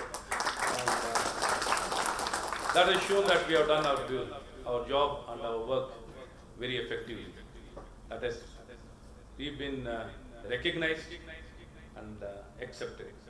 ಹಾಗಾಗಿ ಇವತ್ತು ಈ ಕೆಲಸ ಮಾಡೋ ಮೂಲಕ ನಮ್ಮ ನಾಡು ಬಹಳ ಸೂಕ್ತವಾಗಿ, ಯಾಕೆಂದ್ರೆ 75 ವರ್ಷದ ಆಜಾದ್ ಕಾ ಅಮೃತ್ ಮಹೋತ್ಸವನ್ನ ಆಚರಣೆಯನ್ನು ಮಾಡುವಂತ ಈ ಸಂದರ್ಭದಲ್ಲಿ ಬಹಳಷ್ಟು ಕನಸನ್ನು ಹೊತ್ತಿ ನಮ್ಮ ಸ್ವಾತಂತ್ರ್ಯ ಹೋರಾಟಕ್ಕಾಗಿ, ಸ್ವಾತಂತ್ರ್ಯಕ್ಕಾಗಿ ಪ್ರಾಣವನ್ನು ಕೊಟ್ಟಂತ, ತ್ಯಾಗ ಬಲಿದಾನವನ್ನು ಮಾಡಿ ಕೊಡುಗೆ ಕೊಟ್ಟಂತ ಮಹಾಪುರುಷರ ಕನಸನ್ನ ನನಸು ಮಾಡುವಂಥ ಪ್ರಯತ್ನದಲ್ಲಿ ಹಲವಾರು ವರ್ಷದ ಪ್ರಯತ್ನದ ಪೂರಕವಾಗಿ ಇವತ್ತು ಯಶಸ್ವಿಯಾಗಿ ನಾವು ಕೆಲಸಗಳನ್ನು ಮಾಡುವಂಥದ್ದಾಗ್ತಿದೆ. ಯಾವ ಭರವಸೆಯಿಂದ ಈ ದೇಶ ಒಂದು ಸದೃಢವಾಗಿ, ಸಮೃದ್ಧಿಯಿಂದ, ಸ್ವಾಯತ್ತತೆಯನ್ನು ಪಡ್ಕೊಂಡು ಶಕ್ತಿಯಾಗಿ ಬೆಳಿಬೇಕಾಗಿದೆಯೋ ಅದಕ್ಕಿಂತ ಹೆಚ್ಚಿನ ಶಕ್ತಿಯನ್ನು ತುಂಬಲಿಕ್ಕೆ ಬಹಳಷ್ಟು ಭರವಸೆಯ ನಮ್ಮ ಸನ್ಮಾನ್ಯ ಪ್ರಧಾನಮಂತ್ರಿಗಳ ಏನೊಂದು ಅಮೃತ ಕಾಲ ಅಂತ ಏನು ಹೇಳ್ತಾ ಇದೆಯೋ, ಅಮೃತ ಕಾಲವನ್ನ ನಿರ್ಮಾಣವನ್ನು ಮಾಡಲಿಕ್ಕೆ 75ರವರೆಗೂ ಇರುವಂಥ ಸಾಧನೆ, ಇನ್ನು ಮುಂದಿನ ದಿನದಲ್ಲಿ 75ರಿಂದ 100 ತಲುಪ ಮಧ್ಯದಲ್ಲಿ ಯಾವ ರೀತಿ ನಮ್ಮ ಗುರಿಯಾಗಿರಬೇಕು, ಏನು ಸಾಧನೆಯನ್ನು ಮಾಡಬೇಕು ಅಂತ ಒಂದು ಗುರಿಯನ್ನು ಇಟ್ಕೊಂಡು, ಒಂದು ರೋಡ್ ಮ್ಯಾಪನ್ನು ಇಟ್ಕೊಂಡು ಕಾರ್ಯವನ್ನು ಮಾಡಲಿಕ್ಕೆ ಭಾಳ ಸ್ಪಷ್ಟವಾಗಿ ಇವತ್ತು ಬುನಾದಿ ಹಾಕುವಂಥ ಕೆಲಸಗಳನ್ನು ಮಾಡಿದ್ದೀವಿ. ಇನ್ನೊಂದು ಹೆಜ್ಜೆ ಮುಂದೆ ಇಡ್ತಾ ಹೋಗ್ತಾ ಕರ್ನಾಟಕದಲ್ಲಿ ಎಲ್ಲ ಪ್ರಯತ್ನಗಳನ್ನು ಮಾಡ್ತಾ ಇರುವಂಥದ್ದಾಗ್ತಿದೆ. ಅದ್ರ ಜೊತೆಯಲ್ಲೇ ಸತತವಾಗಿ 3 ವರ್ಷನೂ ಮೋಸ್ಟ್ ಇನ್ನೋವೇಟಿವ್ ಸ್ಟೇಟ್ ಆಗಿ ಕರ್ನಾಟಕ ರಾಜ್ಯ ಘೋಷಣೆ ಆಗಿರುವಂಥದ್ದು. 3 ವರ್ಷನೂ ಸತತವಾಗಿ ನಾವು ಘೋಷಣೆ ಆಗಿರುವಂಥದ್ದು. ಅದನ್ನು ಇನ್ನೂ ಹೆಚ್ಚಿಸ್ಕೊಳ್ಳಿಕ್ಕೆ ಇನ್ನೂ ಎಲ್ಲೆಲ್ಲಿ ನ್ಯೂನತೆಗಳಿದೆ, ನಮಗೆ ಸರಿಸಾಟಿಯಾಗಿ ಯಾರು ಹತ್ತಿರನೂ ಬರುವಂಥದ್ದು ಇರಬಾರ್ದು, ಆ ಅಗ್ರಮಾನ ಸ್ಥಾನವನ್ನು ಇನ್ನೂ ಹೆಚ್ಚಿಸ್ಕೊಳ್ಳಿಕ್ಕೂ 3 ಪಡ್ಕೊಂಡಿದ್ದೀವಿ ಅಂತ ನಾವು ಸುಮ್ಮನೆ ಕೂತಿಲ್ಲ.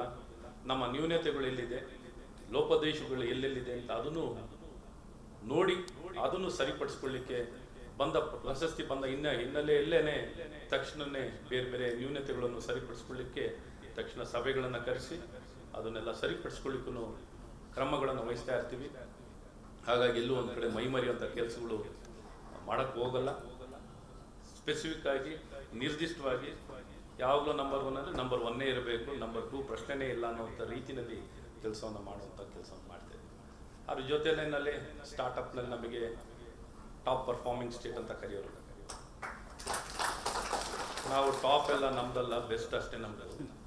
ಟಾಪ್ ಎಲ್ಲ ಕೊಟ್ಟು ಯಾರು ನಮಗೆ ಸಮಾಧಾನ ಮಾಡೋ ಪ್ರಶ್ನೆನೇ ಇಲ್ಲ. ಬೆಸ್ಟ್ ಸಿಗೋರ್ಗೂ ಬಿಟ್ಟಿರಲಿಲ್ಲ. ಈ ವರ್ಷ ಬೆಸ್ಟ್ ಪರ್ಫಾರ್ಮಿಂಗ್ ಸ್ಟೇಟಿಂದ ಸ್ಟಾರ್ಟಪ್ ಅಂತ ನಮಗೆ ಘೋಷಣೆ ಆಗುವಂಥದ್ದು ಇವತ್ತು ಆಗಿರುವಂಥದ್ದು. ಎಲ್ಲವೂ ಕಳೆದ ತಿಂಗಳನ್ನೇ ಆಗಿರುವಂಥದ್ದು. ಸೊ ಹಾಗಾಗಿ ಟಾಪಿಂದ ಬೆಸ್ಟ್ವರೆಗೂ ಕೇಳಿನೂ ತಗೊಂಡಿದ್ದು ಕೊಡಲೇ, ನಮಗೆ ಯಾಕೆ ಇದು ನಿರ್ದಿಷ್ಟವಾಗಿ ಕೊಡಲೇಬೇಕು ಅನ್ನೋಂಥದ್ದು ಸ್ಪಷ್ಟತೆಯನ್ನು ಇಟ್ಕೊಂಡು ನಾವು ಕೆಲಸವನ್ನು ಮಾಡ್ತಿರೋದು. ಹಾಗಾಗಿ ಇನ್ನೆಲ್ಲ ಹಲವಾರು ವಿಚಾರದಲ್ಲೂ ನೋಡಿದಾಗ ಎಲ್ಲ ದಿಕ್ಕಿನಲ್ಲೂ ಭರವಸೆಯಿಂದ ಇವತ್ತು ಮೊದಲು ಕೆಲವೇ 1000ದಲ್ಲಿ ಕೌಶಲ್ಯತೆ ವಿಚಾರವನ್ನು ಮಾತಾಡ್ತಿದ್ರು. ಇವತ್ತು ಲಕ್ಷಗಟ್ಟಲೆನಲ್ಲಿ ವಿದ್ಯಾರ್ಥಿಗಳಿಗೆ, ಯುವಕರಿಗೆ, ಯುವತಿಯರಿಗೆ ಇವತ್ತು ಕೌಶಲ್ಯತೆಯನ್ನು ಕೊಡಲಿಕ್ಕೆ ಡಿಮ್ಯಾಂಡ್ ಆ್ಯಂಡ್ ಸಪ್ಲೈನಲ್ಲಿ, ಸುಮ್ಮನೆ ಏನೋ ತರಬೇತಿ ಕೊಡೋದಲ್ಲ, ಡಿಮ್ಯಾಂಡ್ ಆ್ಯಂಡ್ ಸಪ್ಲೈನಲ್ಲಿ ನೋಡಿಕೊಂಡು ಸ್ಕಿಲ್ ಗ್ಯಾಪ್ ಅನಾಲಿಸಿಸ್ನ ಮಾಡಿಕೊಂಡು ಇವತ್ತು ಸ್ಕಿಲ್ ಕನೆಕ್ಟ್ ಅನ್ನೋಂಥ ಪ್ಲ್ಯಾಟ್ಫಾರ್ಮ್ನ ಕ್ರಿಯೇಟ್ ಮಾಡಿ ಆಲ್ ಪಾಸಿಬಲ್ ಪ್ಲೇಯರ್ಸ್ನೆಲ್ಲರನ್ನೂ ಪ್ಲ್ಯಾಟ್ಫಾರ್ಮ್ನಲ್ಲಿ ತರುವಂಥದ್ದನ್ನ ಮಾಡ್ತಾ ಇದ್ದೀವಿ. ನಿರ್ದಿಷ್ಟವಾಗಿ ಕೆಲಸ ಮಾಡ್ತಾ ಇದ್ದೀವಿ. ನ್ಯೂನತೆಗಳೇನು, ಸವಾಲುಗಳೇನು, ಸ್ಪಷ್ಟತೆಗಳೇನು, ಏನು ಕೆಲಸ ಮಾಡಬೇಕು ಅನ್ನೋಂಥ ಒಂದು ಸ್ಪಷ್ಟತೆಯಲ್ಲಿ ಇವತ್ತು ಕೆಲಸಗಳನ್ನು ಮಾಡುವಂಥದ್ದನ್ನ ಮಾಡ್ತಾ ಇದ್ದೀವಿ. ಈ ಮಾಡೋ ಮೂಲಕ ಯುವಕರಿಗೆ ಕರ್ನಾಟಕದಲ್ಲಿ ಯಾವುದೇ ಭವಿಷ್ಯಕ್ಕೆ ಕೊರತೆ ಇಲ್ಲ, ಒಂದು ತಮ್ಮ ಜೀವನವನ್ನು ರೂಪಿಸ್ಕೊಳ್ಳಿಕ್ಕೆ ಏನೂ ಕೊರತೆ ಇಲ್ಲ. It is the land of opportunity ಅನ್ನುವಂಥದ್ದನ್ನ ಭಾಳ ಸ್ಪಷ್ಟವಾಗಿ, ನಿರ್ದಿಷ್ಟವಾಗಿ, ಅಂಕಿಅಂಶ ಆಧಾರಿತವಾಗಿ ಇವತ್ತು ಕೆಲಸಗಳನ್ನು ಮಾಡುವಂಥದ್ದನ್ನ ಮಾಡ್ತಾ ಇದ್ದೀವಿ.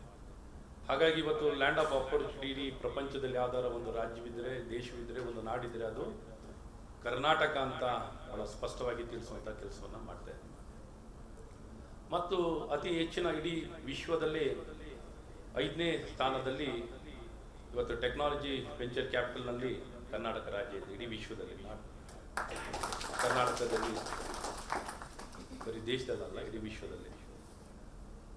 ಸ್ಟಾರ್ಟಪ್ ಎಕೋಸಿಸ್ಟಮ್ನಲ್ಲಿ ನಮ್ಮ ರಾಜ್ಯ ಇಡೀ ವಿಶ್ವದಲ್ಲಿ 8ನೇ ಸ್ಥಾನದಲ್ಲಿದೆ. 8ನೇ ಸ್ಥಾನದಲ್ಲಿ ನಮ್ಮ ಕರ್ನಾಟಕ ರಾಜ್ಯ ಇದೆ. ಇಡೀ ಭಾರತದಲ್ಲಿ ಒಂದು ನಗರ ಇವತ್ತು ಇಡೀ ವಿಶ್ವ ಮಟ್ಟದಲ್ಲಿ ಮಾನ್ಯತೆಯನ್ನು ಪಡೆದಿರುವಂಥ ಏಕೈಕ ಇಡೀ ಭಾರತದಲ್ಲಿ ಒಂದೇ ಒಂದು ನಗರ ಅಂದರೆ ಅದು ಬೆಂಗಳೂರು ಅಂತ ನಿಮಗೆ ಬಹಳ ಸ್ಪಷ್ಟವಾಗಿ. ಈ ರೀತಿ ಹೇಳ್ತಾ ಹೋಗ್ತಾರೆ, ಹಲವಾರಿದ್ದಾವೆ. ಅದನ್ನು ಇನ್ನೂ ಹೇಗೆ ಹೆಚ್ಚಾಗಿ ಬೆಳೆಸ್ಕೋಬೇಕಂದ್ರೆ ವಿಜ್ಞಾನದಿಂದಲೇ ಎಲ್ಲ ಪ್ರಾರಂಭ ಆಗಿದೆ. All started with science. Science is the basic foundation. ಹಾಗಾಗಿ ಈ ಸ್ಪಷ್ಟತೆಯನ್ನು ಇಟ್ಕೊಂಡು ನಾವು ಹೇಗೆ ಕೆಲಸಗಳನ್ನು ಮಾಡಬೇಕಾಗಿದೆಯೋ ಎಲ್ಲ ರೀತಿಯಾದಂಥ ಕೆಲಸಗಳನ್ನು ಮಾಡುವಂಥದ್ದು ಮತ್ತು ಎಲ್ಲ ರೀತಿಯಾದಂಥ ಅಪರ್ಚುನಿಟಿಗಳನ್ನ ಕ್ರಿಯೇಟ್ ಮಾಡಲಿಕ್ಕೆ ಕೌನ್ಸಿಲಿಂಗ್ನ ನಾವು ಶಾಲೆ ಮಟ್ಟದಲ್ಲಿ ಇವತ್ತು ಅಪ್ ಆ್ಯಂಡ್ ಸ್ಪೋಕ್ ಮಾಡೆಲ್ನಲ್ಲಿ ಇವತ್ತೆಲ್ಲ ರೀತಿಯಂಥ ರೀಚ್ ಔಟ್ ಆಗ್ಲಿಕ್ಕೆ ಮಾಡಿದ್ದೀವಿ. ಇವತ್ತು ITIನಲ್ಲಾಗಲಿ ಲಕ್ಷಾಂತರ ವಿದ್ಯಾರ್ಥಿಗಳು ಓದಲಿಕ್ಕೆ ಅವಕಾಶ ಮಾಡಿದ್ದೀವಿ. ಡಿಪ್ಲೊಮೋದಲ್ಲಿ ಪಾಲಿಟೆಕ್ನಿಕ್ನಲ್ಲಿ ಓದಲಿಕ್ಕೆ ಅವಕಾಶವನ್ನು ಮಾಡಿದ್ದೀವಿ. GTTC ಆಗಲಿ, KGTT ಆಗಲಿ, ಸ್ಕಿಲ್ ಡೆವಲಪ್ಮೆಂಟ್ ಆಗಲಿ, ಡಿಗ್ರಿ ಆಗಲಿ, ಇಂಜಿನಿಯರಿಂಗ್ ಆಗಲಿ, ಯಾರಿಗೂ ಆಪರ್ಚುನಿಟಿ ಇಲ್ಲ ನಮ್ಗೆ ಓದಲಿಕ್ಕೆ ಅನ್ನೋದು ಯಾರಿಗೂ ಇಲ್ಲ. ಕರ್ನಾಟಕದಲ್ಲಿ ನನಗೆ ಸೀಟ್ ಸಿಗಲ್ಲಪ್ಪ ಅನ್ನೋಂಥದ್ದು ಯಾವುದೂ ಇಲ್ಲ. ಆಪರ್ಚುನಿಟಿ ಜಾಸ್ತಿ ಇಟ್ಟಿದ್ದೀವಿ.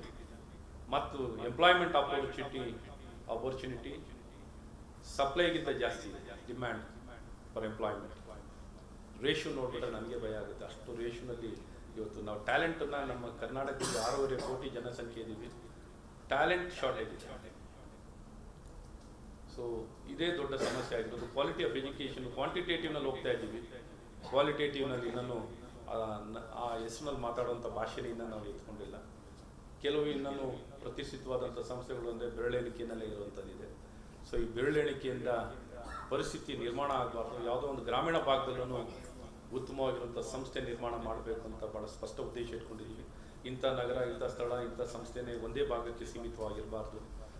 ಆ ಸ್ಟ್ಯಾಂಡರ್ಡ್ ಏನು ಎಕ್ಸ್ಟೆನ್ಷನ್ ಏನು ಆಗಬೇಕಾಗಿದೆ, ಎಲ್ಲ ಕಡೆಯೂ ಗುಣಮಟ್ಟದ ಶಿಕ್ಷಣವನ್ನು ಸಿಗಬೇಕಾಗಿದೆ. ಅದು ಸಿಗಲಿಕ್ಕೆ ಎಲ್ಲ ಭಾಗದಲ್ಲೂ ಇವತ್ತು ಪ್ರಯತ್ನವನ್ನು ಮಾಡುವಂಥದ್ದನ್ನ ಮಾಡ್ತಾ ಇದ್ದೀವಿ ಅಂತ ನಿಮಗೆಲ್ಲ ವಿಶ್ವಾಸನ ಕೊಟ್ಟು ಈ ರೀತಿ ನಾಡನ್ನು ಸಮಗ್ರವಾಗಿ, ಈಕ್ವಿಟಬಲ್ ಆಗಿ, ಎಲ್ಲ ಕಡೆಯೂ ಭರವಸೆಯಾಗಿ, ವಿಶ್ವಾಸದಿಂದ ಸಮಗ್ರವಾಗಿ ಅಭಿವೃದ್ಧಿ ಆಗಲಿಕ್ಕೆ ಇವತ್ತು ಭಾಳ ವಿಶ್ವಾಸದಿಂದ, ಸ್ಪಷ್ಟತೆಯಿಂದ ಇವತ್ತು ಕಾರ್ಯವನ್ನು ನಮ್ಮ ಸರ್ಕಾರ, ಕರ್ನಾಟಕ ರಾಜ್ಯ ಸರ್ಕಾರ ಈ ದಿಕ್ಕಿನಲ್ಲಿ ಭಾರತ ಸರ್ಕಾರದ ಒಂದು ಮಾರ್ಗದರ್ಶನದಲ್ಲಿ ಇವತ್ತು ಯಶಸ್ವಿಯಾಗಿ ನಾವು ಕಾರ್ಯವನ್ನು ನಿರ್ವಹಿಸ್ತಾ ಇದ್ದೀವಿ ಅಂತ ತಮಗೆಲ್ಲ ವಿಶ್ವಾಸನ ಕೊಟ್ಟು, ಯಾಕೆಂದರೆ ಎಲ್ಲೊಂದು ಕಡೆ ಗ್ಯಾಪ್ ಇದೆಯಾ ಅಂತ ಅಂದ್ಕೊಳ್ತಾ ಇರ್ತೀರ. ಎಲ್ಲೊಂದು ಕಡೆ ನಿಮ್ಮ ಯೋಚನೆ ಒಂದು ಕಡೆ ಇದೆ ಮತ್ತು ವ್ಯವಸ್ಥೆನೇ ಒಂದು ಕಡೆ ಇದೆಯಾ ಅನ್ನುವಂಥ ಅನುಮಾನ ಬೇಡ. ನಾವು ಬಹಳಷ್ಟು ಹೆಜ್ಜೆಗಳು ಮುಂದೆ ಭಾಳ ವೇಗದಲ್ಲಿ, ಭರವಸೆಯಿಂದ, ಸದೃಢವಾಗಿ ಹೆಜ್ಜೆಯನ್ನು ಇಡ್ತಾ ಇದ್ದೀವಿ. ಯಾವ ಹೆಜ್ಜೆಯನ್ನು ಇಡ್ತಾ ಇದ್ದೀವೋ ಗಟ್ಟಿ ಇರುವಂಥ ನೆಲದ ಮೇಲೆ ಇಟ್ಟು ಮುಂದೆ ಸಾಗುವಂಥ ಕೆಲಸವನ್ನು ಮಾಡ್ತಾ ಇದ್ದೀವಿ. ನಿಮ್ಮೆಲ್ಲರ ಸಹಕಾರ ಬೇಕು, ನಿಮ್ಮೆಲ್ಲರ ವಿಶ್ವಾಸ ಬೇಕು, ನಿಮ್ಮೆಲ್ಲರ ಬೆಂಬಲ ಬೇಕು. ಈ ದಿಕ್ಕಿನಲ್ಲಿ ಎಲ್ಲ ಪ್ರಯತ್ನಗಳನ್ನು ಮಾಡಿ ಇನ್ನೊಂದು ಹೆಚ್ಚಿನ ರೀತಿ ಆವಿಷ್ಕಾರಗಳನ್ನು ಮಾಡಲಿಕ್ಕೆ, ತಂತ್ರಜ್ಞಾನಗಳನ್ನು ಹೆಚ್ಚಿಸಲಿಕ್ಕೆ ಇಡೀ, ಯಾಕೆಂದರೆ ವಿಶ್ವದಲ್ಲಿ ಇವತ್ತು ಏನು ಅಂದರೆ ಯೂನಿವರ್ಸಲೈಸೇಷನ್ ಆಫ್ ಸೈನ್ಸ್ ಅನ್ನೋಂಥದ್ದು, ಗ್ಲೋಬಲೈಸೇಷನ್ ಆಫ್ ಟೆಕ್ನಾಲಜಿ ಅನ್ನೋಂಥದ್ದು ವ್ಯಾಪಕವಾಗಿ ಆಗ್ತಿದೆ. ಏನಪ್ಪ ಇನ್ನೊಂದೇ ಒಂದು ಸ್ವಲ್ಪ ಸಮಸ್ಯೆ ಇರೋದೇನಪ್ಪ ಅಂದರೆ ಟೆಕ್ನಾಲಜಿ ಇಡೀ ವಿಶ್ವಕ್ಕೆ ನಾವು ತಯಾರು ಮಾಡಿಕೊಡ್ತಾ ಇದ್ದೀವಿ, ಆದರೆ ನಾವು ಓನ್ ಮಾಡ್ತಾ ಇಲ್ಲ ಅನ್ನೋಂಥದ್ದು ಕಷ್ಟ. ನಾವು ಟೆಕ್ನಾಲಜಿ ಓನ್ ಮಾಡಿಲ್ವಲ್ಲ ಅಂತ ಅನ್ನೋದು ದುಃಖ. ಯಾಕೆಂದರೆ ಅಲ್ಲೇ ಇರೋದು ಕ್ರೀಮು, ಆ ಕ್ರೀಮ್ನೇ ಬೇರೆಯವ್ರಿಗೆ ಕೊಟ್ಬಿಟ್ಟು ನಾವೆಲ್ಲ ತೊಳೆಯೋ ಕೆಲಸ ಮಾಡ್ತಾ ಇದ್ದೀವಿ ಅನ್ನೋಂಥದ್ದು ಒಂದು ಸ್ವಲ್ಪ ದುಃಖ ಇದೆ. ಆ ತೊಳೆಯೋ ಕೆಲಸದಿಂದ ಆಚೆ ಬಂದು ನಾವು, ಯಾಕೆಂದರೆ ಶಕ್ತಿ ಹಂತವಾಗಿ ಪಡ್ಕೊಳ್ಳೋದು ಒಮ್ಮೆಲೇ ಎಲ್ಲ ಶಕ್ತಿ ಪಡ್ಕೋಬೇಕಂದ್ರೆ ಸುಲಭ ಮಾತ್ರ ಅಲ್ಲ, ಆದರೆ ಮಾಡಬೇಕು. ಸಮಾಜ ಇಚ್ಛಿಸದಲ್ಲಿ ಏನೆಲ್ಲ ಬೇಕಾದ್ರೂ ಸಾಧನೆಯನ್ನು ಮಾಡಲಿಕ್ಕೆ ಸಾಧ್ಯ ಇದೆ. ಹಾಗಾಗಿ ಸಾಧನೆಗಳನ್ನು ಮಾಡಬೇಕು. ಇನ್ನು ಹೆಚ್ಚು ಹಣವನ್ನು, ಖಾಸಗಿ ಆಗಲಿ ಇನ್ನೊಂದಾಗಲಿ, ಹೆಚ್ಚು ಹಣವನ್ನು ಈ ಟೆಕ್ನಾಲಜಿ ಡೆವಲಪ್ ಮಾಡಲಿಕ್ಕೆ, ಓನ್ ಮಾಡಲಿಕ್ಕೆ, ಡೀಪ್ ಟೆಕ್ನಾಲಜಿನಲ್ಲಿ ಇನ್ನೂ ಹೆಚ್ಚಿನ ರೀತಿಯ ಹಣವನ್ನು ಖರ್ಚು ಮಾಡಬೇಕಾಗಿದೆ. ಆ ಒತ್ತಾಯವನ್ನು ನಿಮ್ಮ ಕಡೆಯಿಂದ ಆಗಲಿ. I request sincerely my principal scientific adviser also to ensure that we need to spend more and more money on owning technology, sir. We need to own, sir. We are building for the entire world, sir. That doesn't help us in any way. We need to spend money in thousands of crores, not in hundreds of crores, sir. So money, much more than money, it gives us a lot of pride, because we want to be powerful. We want to have a say in entire geopolitics. It's all dependent on how we do in technology, and science is the most important. So based on this yardstick only we can evolve and emerge. We need to be a promising country, promising state. So in this direction we are also very sincere about it, and we expect the same, and we need all your encouragement, sir. Whatever your guidance, we'll be happy to respond to it, and we want to take it forward in whatever possible. With all sincerity, with all dedication, we are committed, sir. We are the servants of the people and the state. We have come here as an enablers, facilitators. We are not come here to rule anything. So with this clarity, we are here, and we want to strengthen our state and our country. With these few words, ನಾನು ಇಷ್ಟೇ ಮಾತನ್ನು ಕೇಳಿದಂಥ ತಮ್ಮಂಥ ದಿಗ್ಗಜರಿಗೆ ನಿಜಕ್ಕೂ ಬಂದು ಈ ಸಭೆಯಲ್ಲಿ ನೋಡಿದಾಗ ನನಗೆ ಭಾಳ ಸಂತೋಷನೂ ಆಯಿತು, ಹೆಮ್ಮೆನೂ ಆಯಿತು. ತುಂಬ ಸಂಸ್ಥೆಗಳಲ್ಲಿ ಈ ಇಲಾಖೆ ನಾನು ಮಂತ್ರಿಯಾಗಿ ಬರ್ತೀನಿ ಅಂತ ನಾನು ಅಂದ್ಕೊಂಡಿರಲಿಲ್ಲ. ಈ ಇಲಾಖೆಯಲ್ಲಿ ನಾನು ಮಂತ್ರಿಯಾಗಿ ಈ ಇಲಾಖೆಯಲ್ಲಿ ಸೇವೆ ಮಾಡ್ತೀನಿ ಅಂತ ಅದೃಷ್ಟ. ಇಂಥ ಒಂದು ಭರವಸೆಯ ಇಲಾಖೆಯಲ್ಲಿ ಕೆಲಸ ಮಾಡುವಂಥ ಪುಣ್ಯ ನಂದಾಗಿದೆ. ನಿಮ್ಮೆಲ್ಲರ ಜೊತೆ ಬೆರೆಯುವಂಥ ಅವಕಾಶ, ನಿಮ್ಮ ಜೊತೆ ಮಾತಾಡುವಂಥದ್ದು ಬೆರೆತು ದೊಡ್ಡ ದೊಡ್ಡ ಪ್ರತಿಷ್ಠಿತವಾದಂಥ ಸಂಸ್ಥೆಗಳನ್ನೆಲ್ಲ ಭೇಟಿ ಕೊಡುವಂಥದ್ದಾಗಿತ್ತು. ಎಲ್ಲ ಸಂಸ್ಥೆಗಳು ಭೇಟಿ ಕೊಟ್ಟಾಗ ನಿಜಕ್ಕೂ ನನಗೆ ಭಾಳ ಸಂತೋಷ ಆಗ್ತಿತ್ತು. ಆ ರೀತಿ ನಿಜಕ್ಕೂ ಹೆಮ್ಮೆ ಇದೆ. ಇನ್ನೂ ಒಳ್ಳೇದು ಮಾಡೋಣ. ಗೊತ್ತಿಲ್ಲದೆ ಇಲಾಖೆಗೆ ಬಂದೆ. ಈಗ ನೋಡ್ರಿ, ಇಲಾಖೆ ನೋಡಿದ್ರೆ ಈ ಇಲಾಖೆ ಬಿಟ್ಟು ಹೋಗ್ಲಿಕ್ಕೆ ಮನಸ್ಸು ಬರಲ್ಲ, ಹಂಗಾಗಿ ಆ ರೀತಿ ಇದ್ರ ಜೊತೆ ಸಂಬಂಧ ಜೋಡಿಸ್ಕೊಂಡು ಬಿಟ್ಟಿದ್ದೀನಿ. ಸೊ ಹಾಗಾಗಿ ಮತ್ತೊಮ್ಮೆ ತಮ್ಮೆಲ್ಲರ ಭಾವನೆ, ಸಾಧನೆ ಎಲ್ಲವನ್ನೂ ಗೌರವಿಸಿ ನನ್ನ ಮಾತನ್ನು ಕೇಳಿದ್ದೀರಾ. ನಿಮ್ಮ ಶುಭ ಕೋರಿ ನನ್ನ ಮಾತನ್ನು ನೆನೆಸ್ತೀನಿ. ಜೈ ಹಿಂದ್, ಜೈ Karnataka.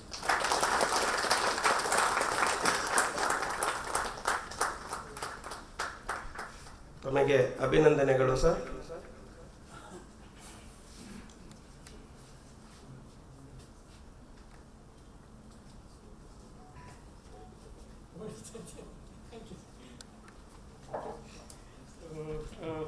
As you know, as you heard, the Honourable Minister, such attachment, such concern, such affection for science and technology innovations. We couldn't have had a better person than Dr. C.N. Ashwatthanaran ji as our Honourable Minister. Thank you very much for coming and gracing this occasion. He says he has to leave, much against his wishes, because he has an urgent meeting. So he says if you all agree, he will leave. I'm sure we all would agree, but we will thank him and look for another occasion for a longer time. So with these, once again, immense thanks to you, sir, Honourable Minister, for your presence. Thank you very much.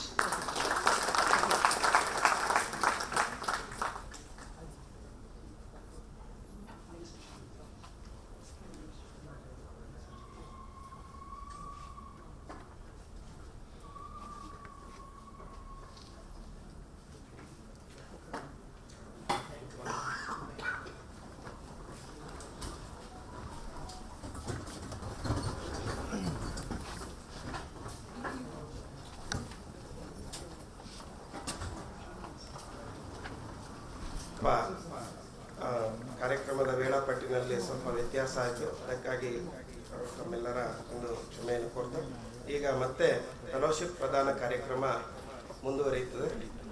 ಇದನ್ನು ಮತ್ತೆ ನಡೆಸ್ಕೊಂಡಿದ್ದಾರೆ ನಮ್ಮ ವೈಜ್ಞಾನಿಕ ಅಧಿಕಾರಿಯಾದಂಥ ಶ್ರೀನಿವಾಸ್ ಅವರು.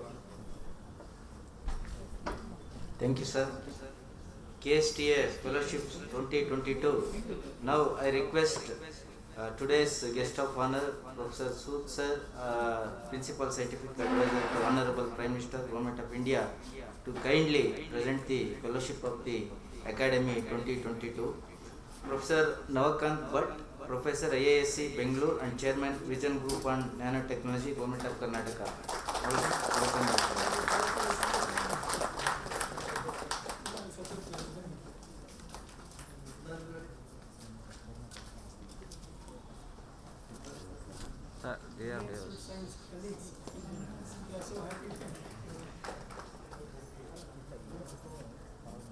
Dr. H. Sudarsana sir, Founder and Secretary, Karuna Trust Bengaluru, and Padma Shri Awardee.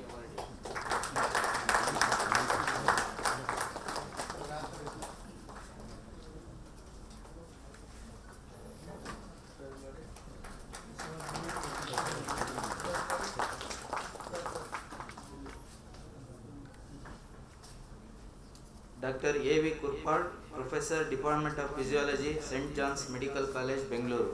Dr. A.V. Kurpal.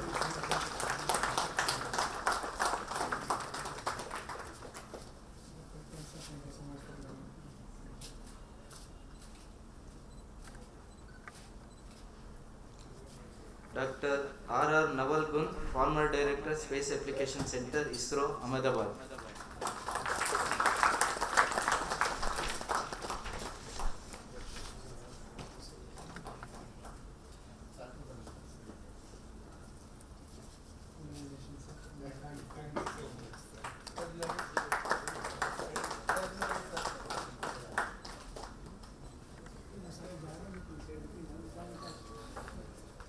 Professor D.J. Bhagyaraj, former Professor, University of Agricultural Sciences, Bengaluru.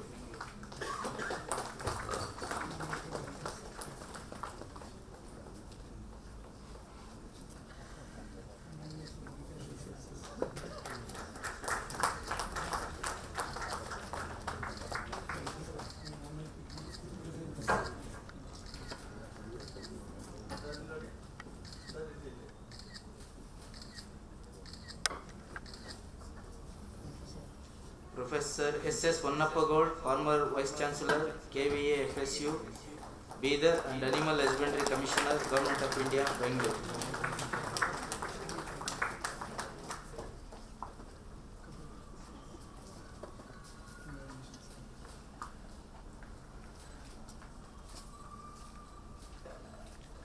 Professor S.B. Dandin, former Vice Chancellor, University of Horticultural Sciences, Bagalkot.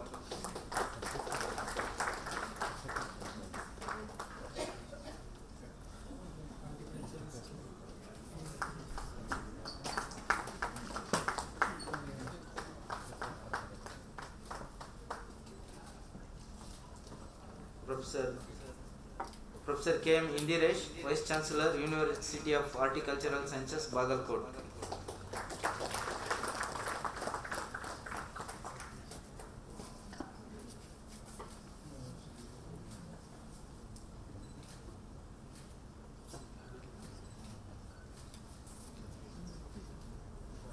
Professor K.N.B. Murthy, Vice Chancellor, Dayananda Sagar University, Bangalore.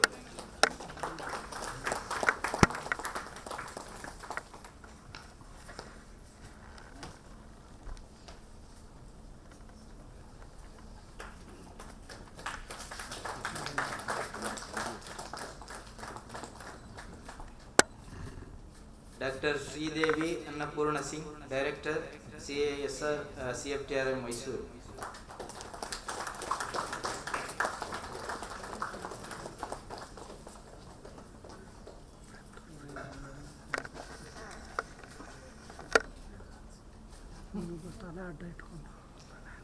Dr. Lalita R. Gowda, former Chief Scientist, CFTRM, Mysore.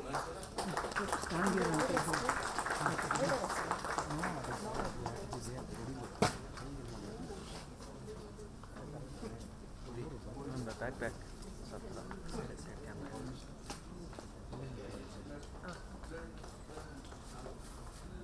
Dr. G. Jagadish, Professor, Indian Institute of Science, Bangalore.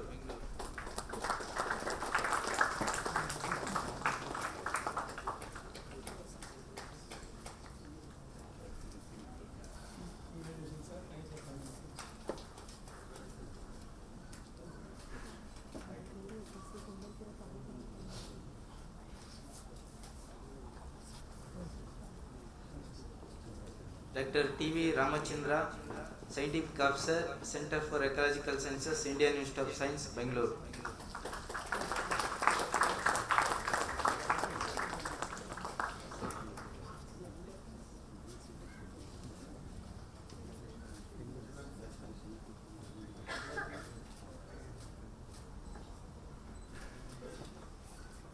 Dr. Sri M.Z. Siddiqui, Director, GTRE, DRDO, Bangalore.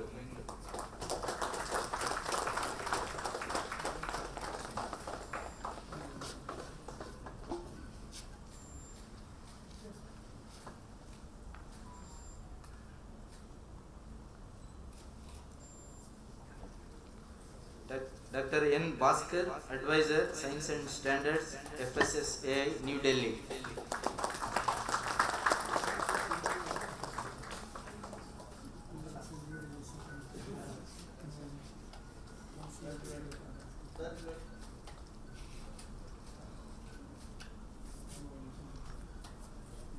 Dr. Abraham Varghese, former Director, NBAIR, Bangalore.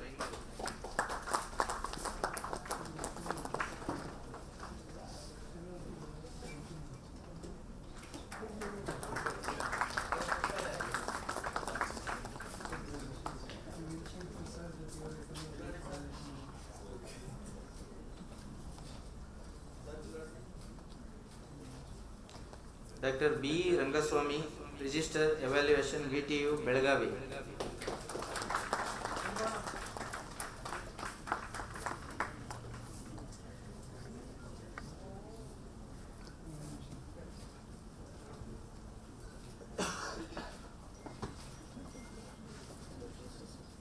Dr. K. M. Shankar, former Dean, College of Fisheries, KVA, FSU, Mangalore.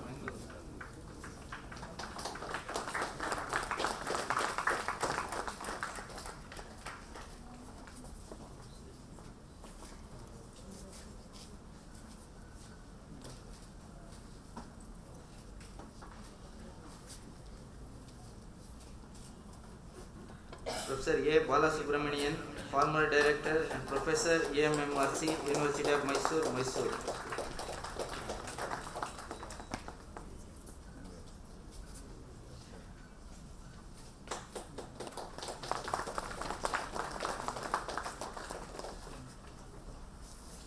Professor S. R. Ramesh, Professor, University of Mysore, Mysore.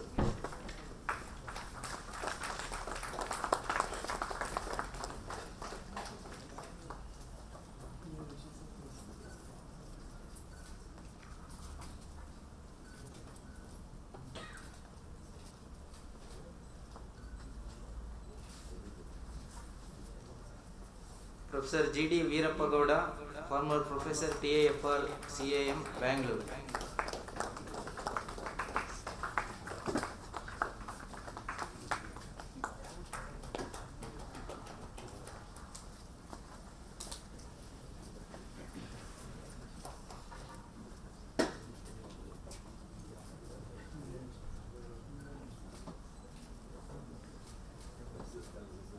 Professor N. B. Naduvinamani, former Professor, Gulbarga University, Kalburgi.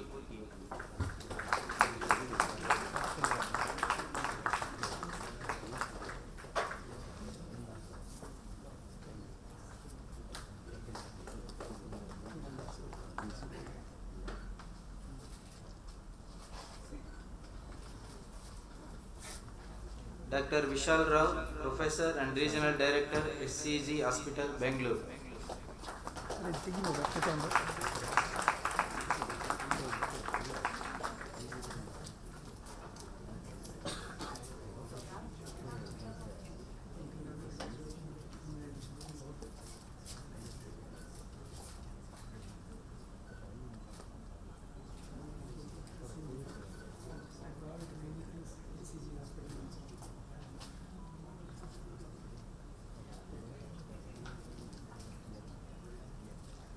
Dr. Arun C. Inamdar, Professor and Head, Shri B.M. Patil Medical College, BLD University, Vijaypura.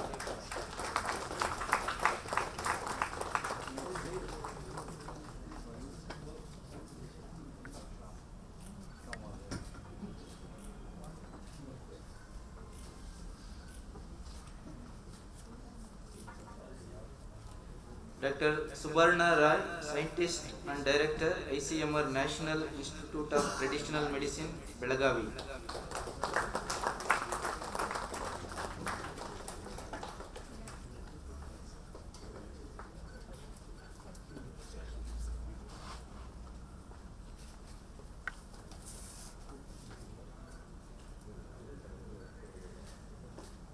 Professor Manohar V. Kulkarni, Principal, Science Degree College, Dharwad.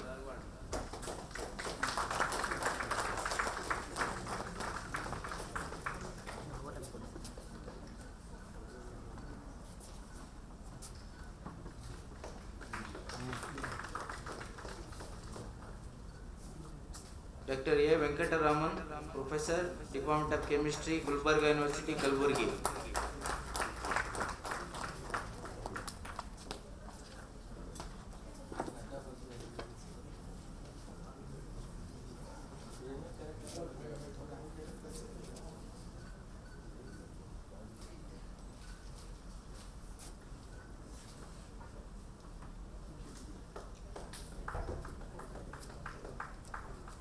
Dr. S.G. Srikanteswara Swami, former Executive Secretary, KSCST, Bangalore.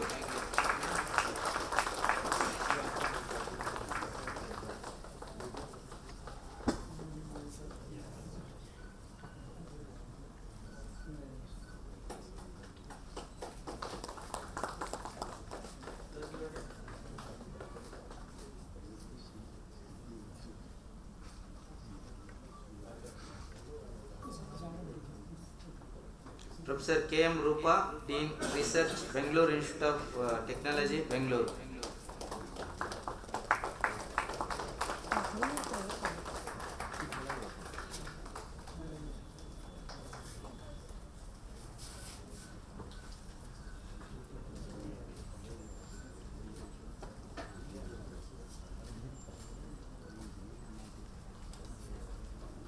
Dr. Sri Krishna Islur, Professor, Veterinary College, KVFSU, Bangalore.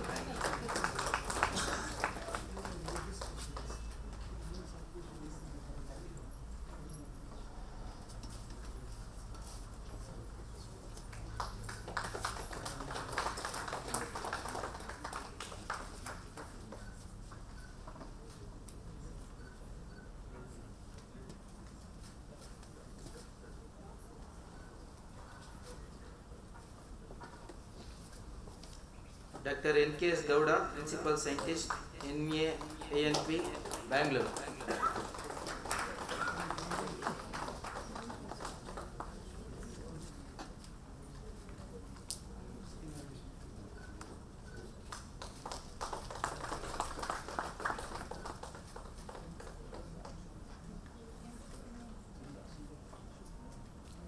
Professor M.K. Rabinal, Professor, Karnataka University, Dharwad.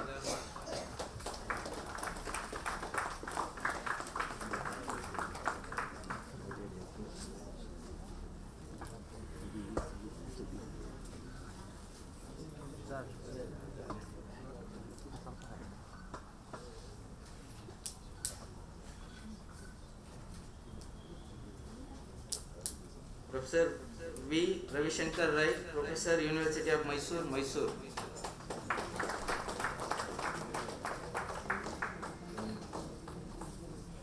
Dr. Vijay Lakshmi Dega, former Professor, University of Agricultural Sciences, Bangalore.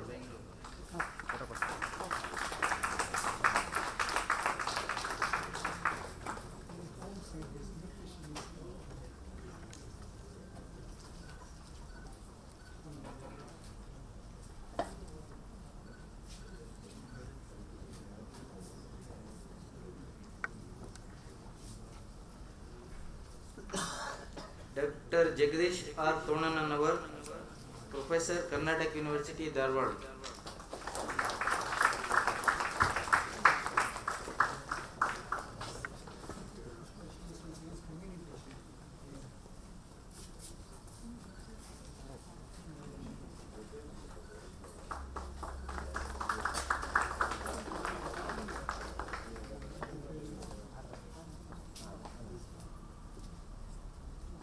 Professor K. N. Amrutesh, Professor, University of Mysore, Mysore.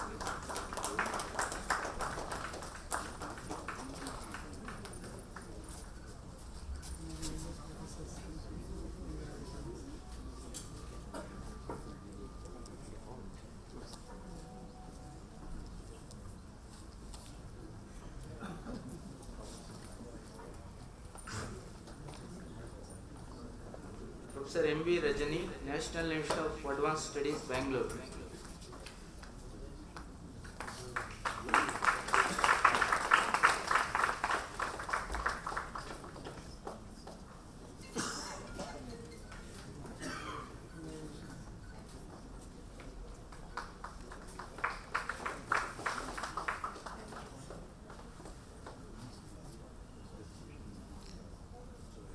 Dr. Ravi S. Math, Associate Professor, SGICSR, Bangalore. Dr. R. Umashankar, Dean, IIT Jammu. On behalf of Professor Umashankar, Professor Natras Karaba sir will receive.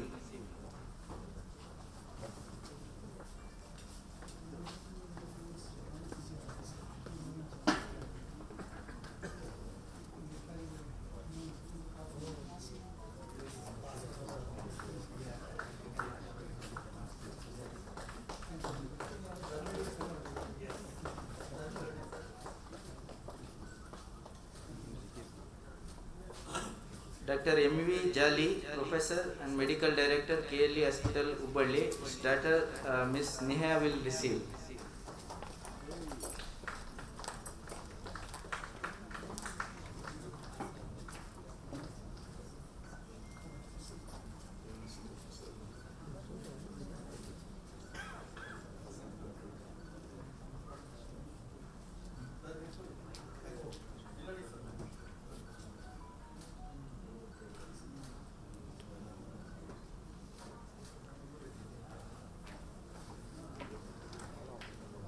Professor Revana Siddhappa, Department of Chemistry, Mysore University. I request Professor K. N. Amrutesh to receive.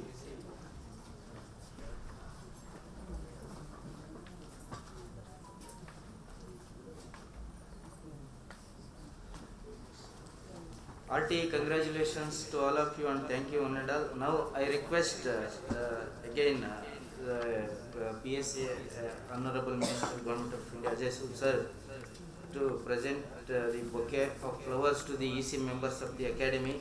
Professor H.A. Rangana sir, former Vice Chancellor, Bangalore University and Director, NAC, Bangalore.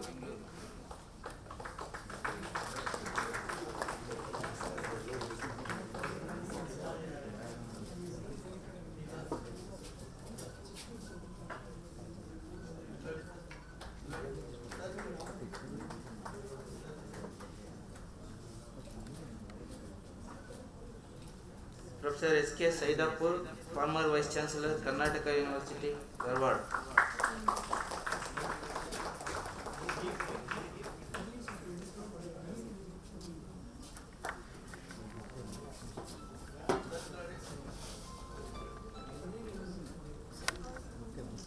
Professor B.G. Mulimani, former Vice Chancellor, Gulbarga University, Kalburgi.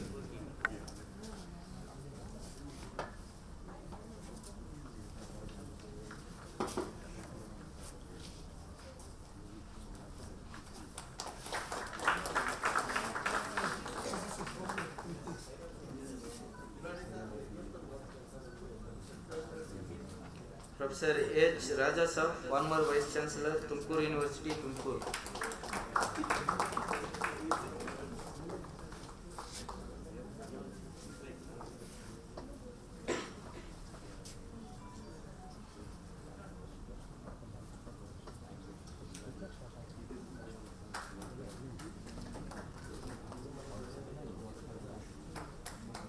Dr. A. Ekanath, former Director, SIFA and Director General, NACA, Bangkok.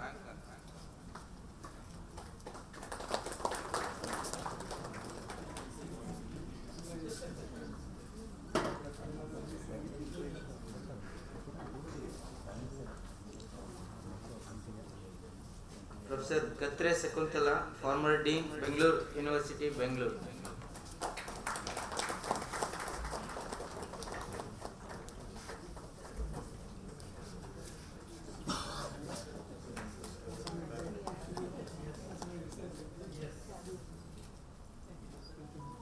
Professor H.S. Savitri, former Professor IASC Bangalore.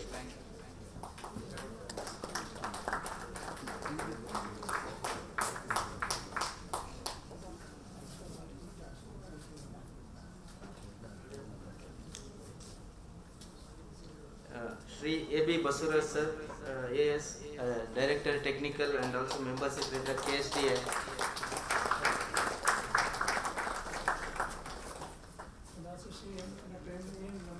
Dr. M. Ramesh.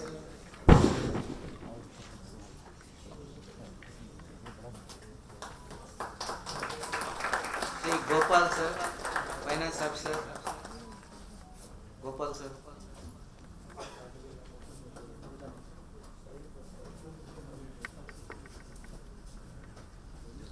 Member of Finance Committee Academy.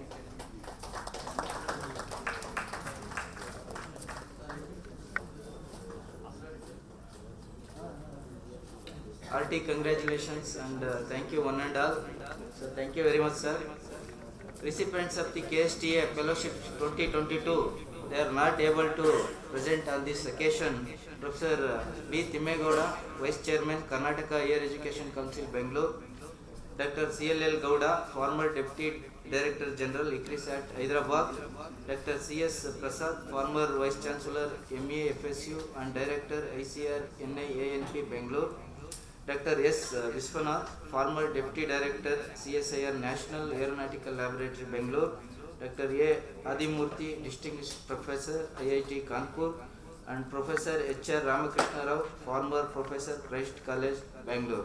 So once again, RT congratulations to all of them and all of you, and thank you one and all.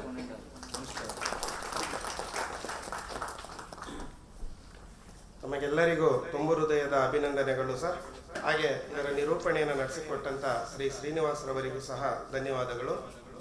Academy ವತಿಯಿಂದ 2022-23ನೇ ಸಾಲಿನಲ್ಲಿ ವಿಜ್ಞಾನ ಮತ್ತು ತಂತ್ರಜ್ಞಾನ ವಿಷಯಗಳಿಗೆ ಸಂಬಂಧಪಟ್ಟಂತೆ ಪ್ರಚಲಿತ ವಿಷಯಗಳ ಬಗ್ಗೆ ಪ್ರಕಟಣೆಗಳನ್ನು ಹೊರತರಲಾಗಿದೆ. ಈಗ ಈ ಪ್ರಕಟಣೆಗಳ ಬಿಡುಗಡೆ, ಇದರ ನಿರೂಪಣೆಯನ್ನು ನಡೆಸಿಕೊಡಲಿದ್ದಾರೆ ಹಿರಿಯ ವೈಜ್ಞಾನಿಕ ಅಧಿಕಾರಿಗಳಾದ ಡಾಕ್ಟರ್ ಆನಂದ್ ರವರು. Release of Strategy Paper 2, Valuation of Terrestrial Ecosystem Services. I request the committee chairman Dr. T.V. Ramachandra, scientist, Energy and Wetland Research Group, Center for Ecological Sciences, Indian Institute of Science, Bengaluru to join.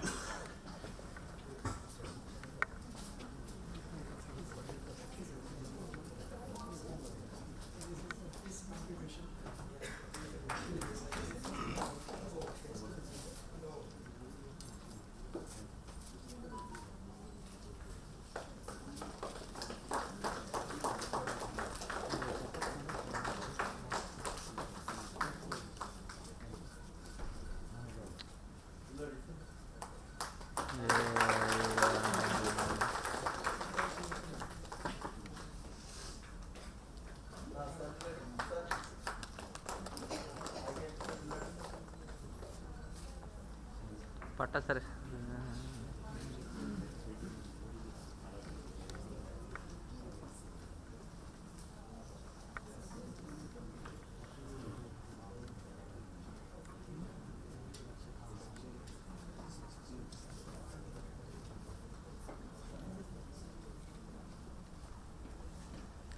Release of Approach Paper 2, Promoting Mineral Exploration, Mining and Mineral Processing in Karnataka, Way Forward. I request the committee chairman Dr. Prabhakar Sangur Mat, former executive director and member, board of director, Hatti Gold Mines Company Limited to join. ಅಲ್ಲಿ ಬರ್ತದೆ ಆಮೇಲೆ ನೋಡಿ ಹಾಂ ಮತ್ತೆ ಹೋಗಿ ಹೋಗಿ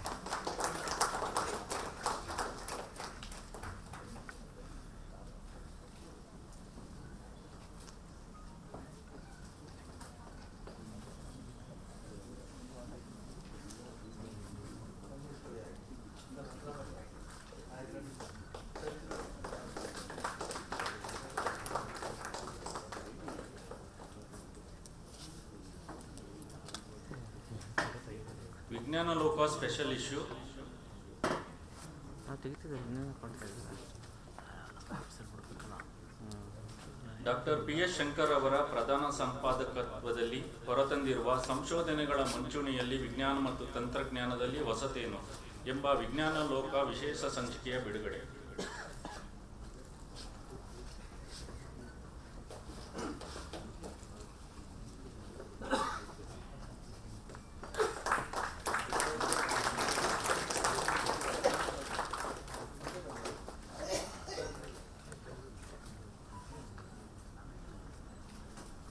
ಧನ್ಯವಾದಗಳು. ಪ್ರಕಟಣೆಗಳನ್ನು ಬಿಡುಗಡೆ ಮಾಡಿದ ತಮಗೆಲ್ಲರಿಗೂ ಧನ್ಯವಾದಗಳು ಸರ್. ಹಾಗೆಯೇ ಇದರ ನಿರೂಪಣೆಯನ್ನು ನಡೆಸಿಕೊಟ್ಟಂತಹ ಡಾಕ್ಟರ್ ಆನಂದ್ರವರಿಗೂ ಸಹ ಧನ್ಯವಾದಗಳು. ಈಗ ತಮಗೆಲ್ಲರಿಗೂ ಪ್ರಶಸ್ತಿಗಳನ್ನು ಪ್ರದಾನ ಮಾಡಿದ ಸನ್ಮಾನ್ಯ ಪ್ರಧಾನಮಂತ್ರಿಗಳ ಪ್ರಧಾನ ವೈಜ್ಞಾನಿಕ ಸಲಹೆಗಾರರಾದ professor Ajay K Sood sir ಅವರು ಭಾಷಣವನ್ನು ಮಾಡಬೇಕೆಂದು ಮನವಿ.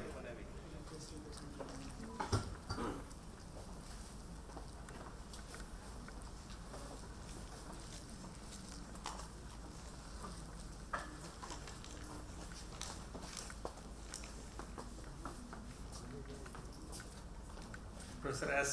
Ayappan, Shri A.B. Baswaraju ji, Dr. A.M. Ramesh,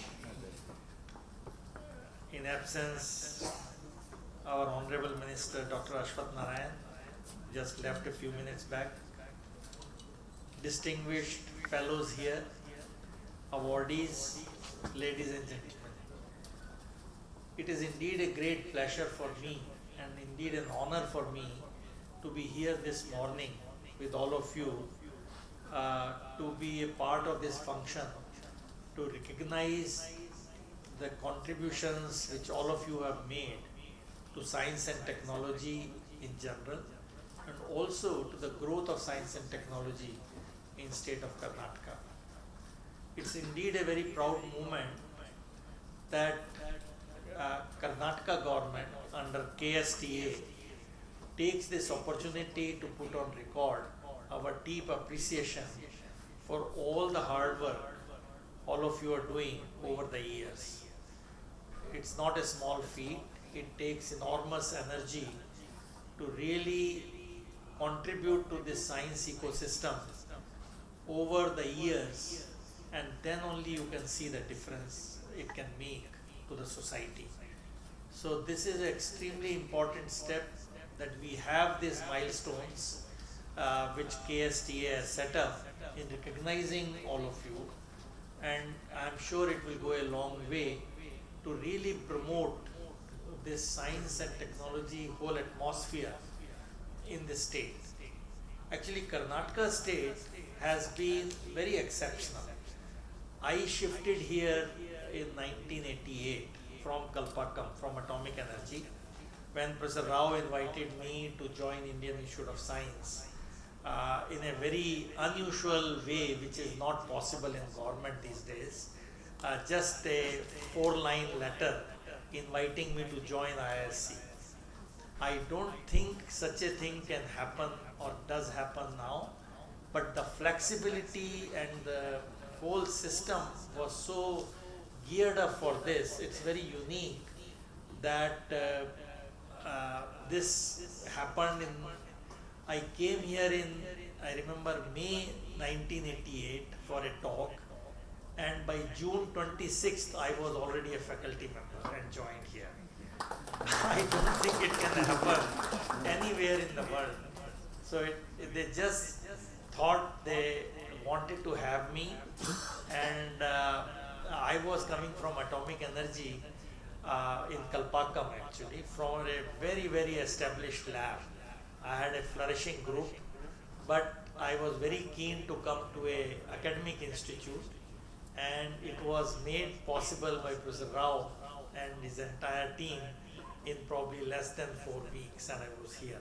So this is where, I think this Karnataka has been in this whole space of S&T in all different ways. I'm saying ISC has of course played a very pivotal role. I was fortunate to be associated till 24th of April, because on 25th April this year I moved to Delhi, and I'm still part of IISc.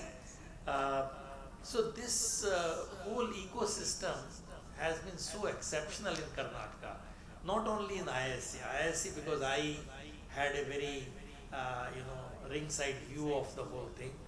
We also had a very close association with JNCASR, which is very close by, and many institutes here with which I have been associated. Visited many universities here, many institutes here. So the energy which I see here is so exceptional, not only in the faculty but also in the students. And I'm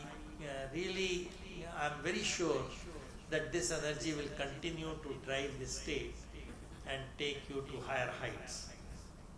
Now at this occasion, I really don't think I have much to say, because this is an occasion which you should celebrate for the recognition. But I'll just say a few words because now I have a new hat to wear, and that is in Delhi. And that is to advise the government of India and our dear Prime Minister on the S&T policies which countries should take in future technologies, and also to coordinate with all the science ministries and all the line ministries. So this is a very unique position which has been created. So it not only looks at the science ministries, which are 6 of them, as you know, in Government of India, but also all ministries where S&T is involved. So be it textile ministry, be it civil aviation, be it MOEF, and so on. So it's a very unique position to give inputs and also see that our the bottlenecks or the gaps which are there, we are able to put it in right place. So this has been working since last 22 years, since President Kalam started it. He was there for 2 years, and as you know, after that we had our Dr. R. Chidambaram as PSA for 16 years in that office, and then my predecessor, Professor K. Vijayaraghavan, earlier with NCBS director and then DBT secretary, he took over, and then I am the 4th one. So this is a very unique office which has been created by the government. So it not only looks at all the issues which can be addressed, but also at the strategic sector where S&T intervention could be useful. So we have 2 platforms in our office. One is the PM STIC, Science Technology Innovation Advisory Council to the Prime Minister, which has other external members and invitees as secretaries to Government of India, many of them. And also there is another very powerful body called Empowered Technology Group, which looks at the future technologies or the technologies we are going to be bringing in it, or the policy papers, for example, space policy, which is being drafted right now and it is under discussion.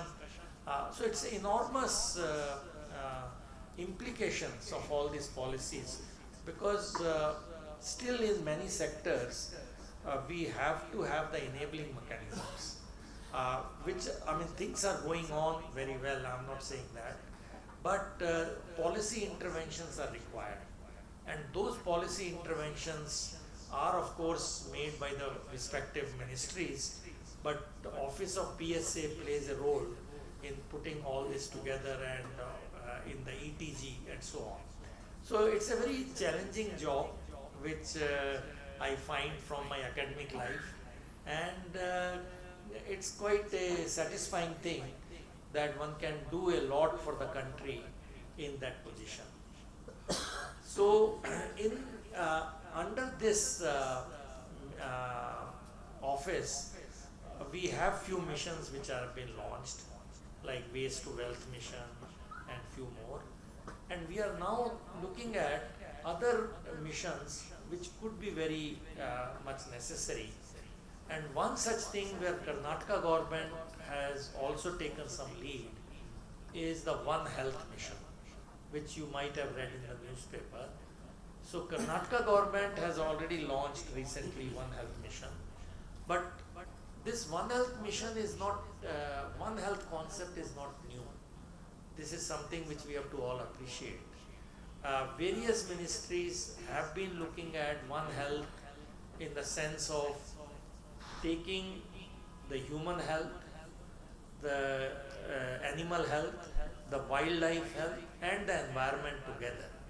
All these things have to be looked at in totality, and nothing can be better teaching us than the recent COVID experience, that how things are getting from one domain to another.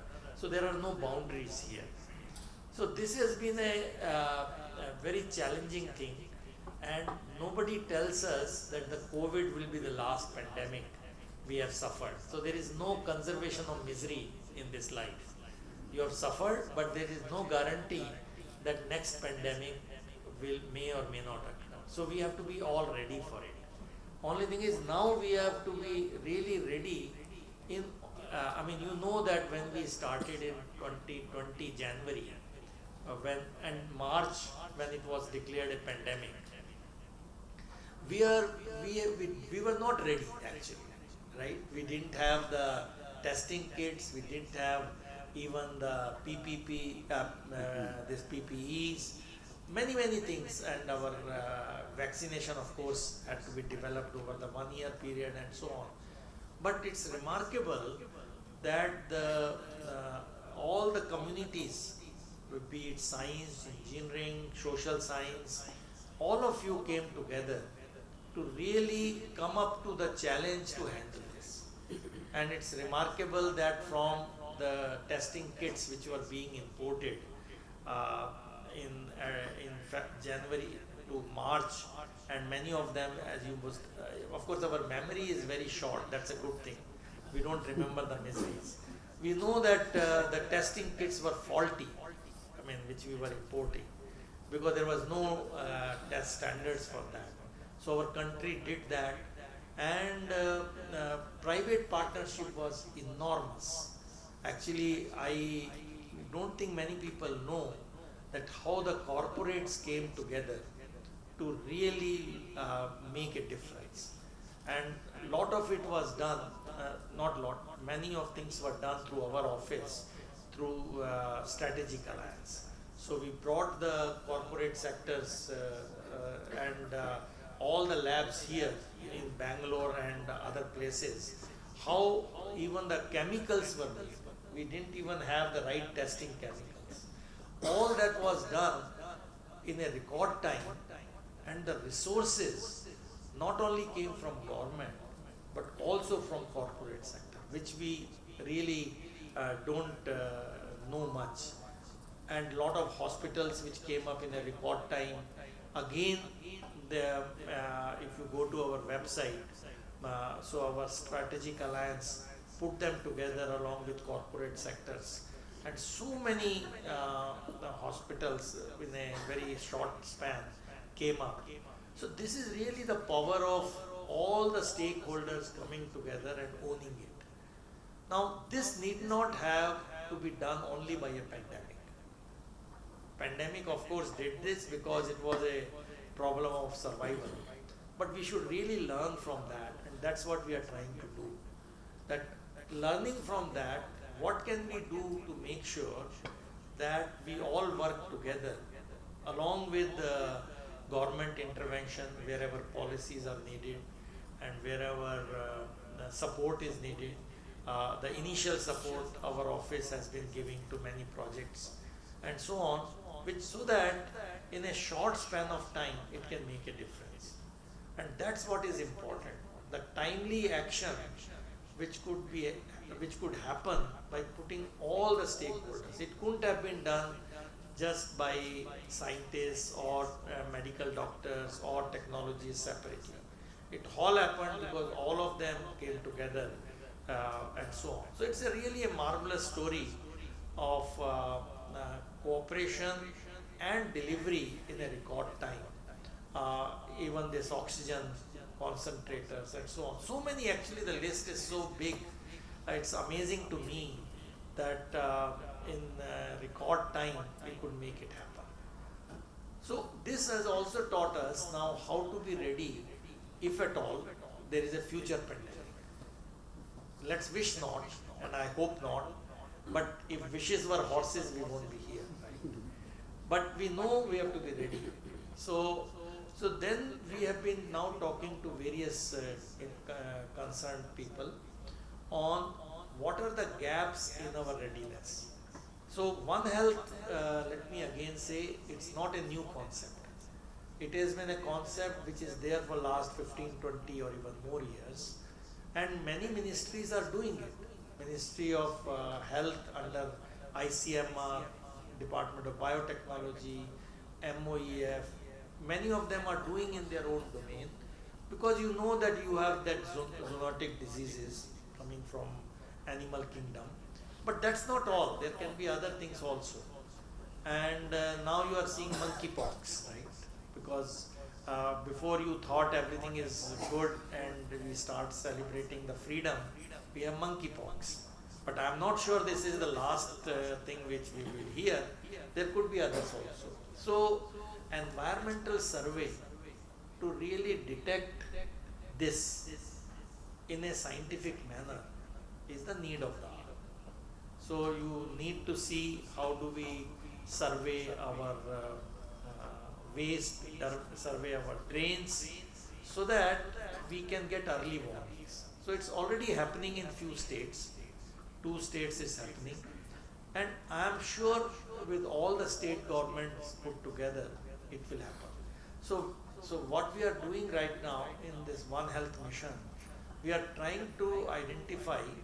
So we are putting a team together of various interested, various people who can make a input in this, and then we will also will bring the state governments together. And Karnataka government and one more state has already announced their keen interest, and they have launched it. So that's an extremely good step, because without state governments it cannot be done. It has to be done with the complete involvement of state. So that is one mission which we have just started looking at in the mission mode, and we hope that soon we can come out with a game plan.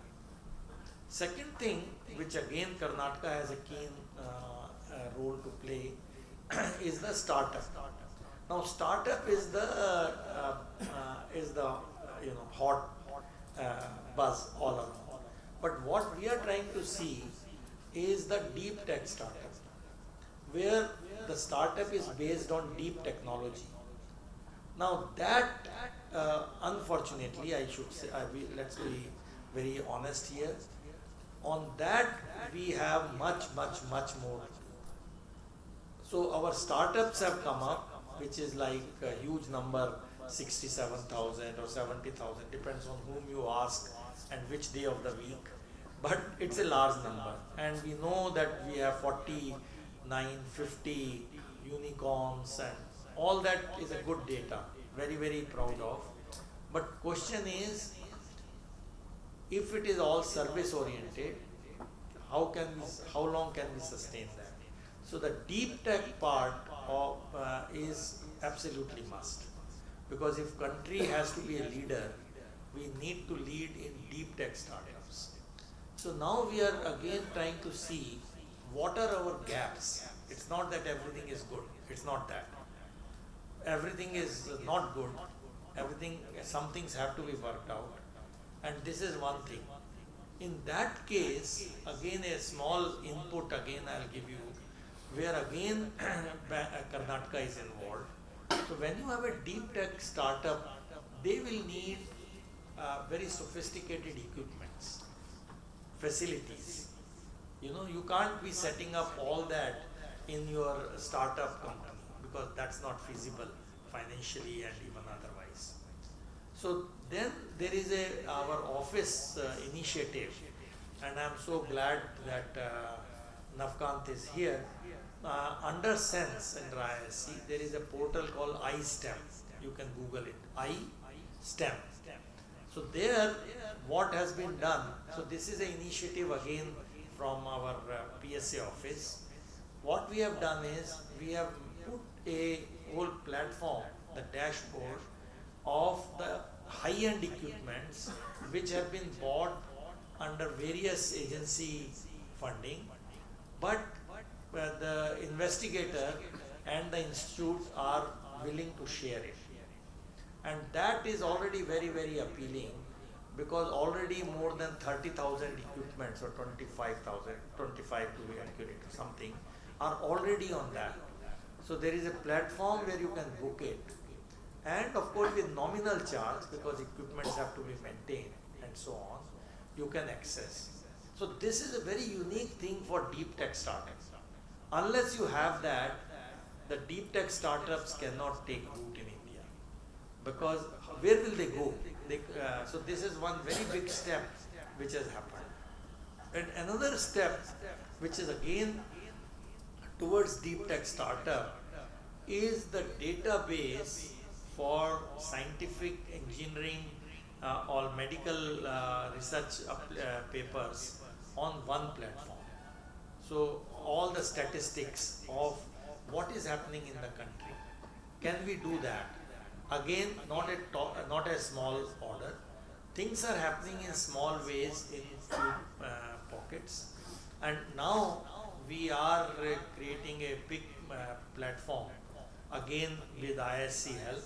I'm glad that things have moved to almost a final stage to launch it very soon, and this is again will be a very, very big changer, because if you want statistics like who will be doing such and such technology, who are the players in academic circles, can you of course we all know by knowing people, I may know 10 people, 20 people, but this is not the right sustainable model. So we are trying to see all the data will be on this STI portal, and that will all give another boost to this deep tech startup and also the whole entire STI ecosystem in the country.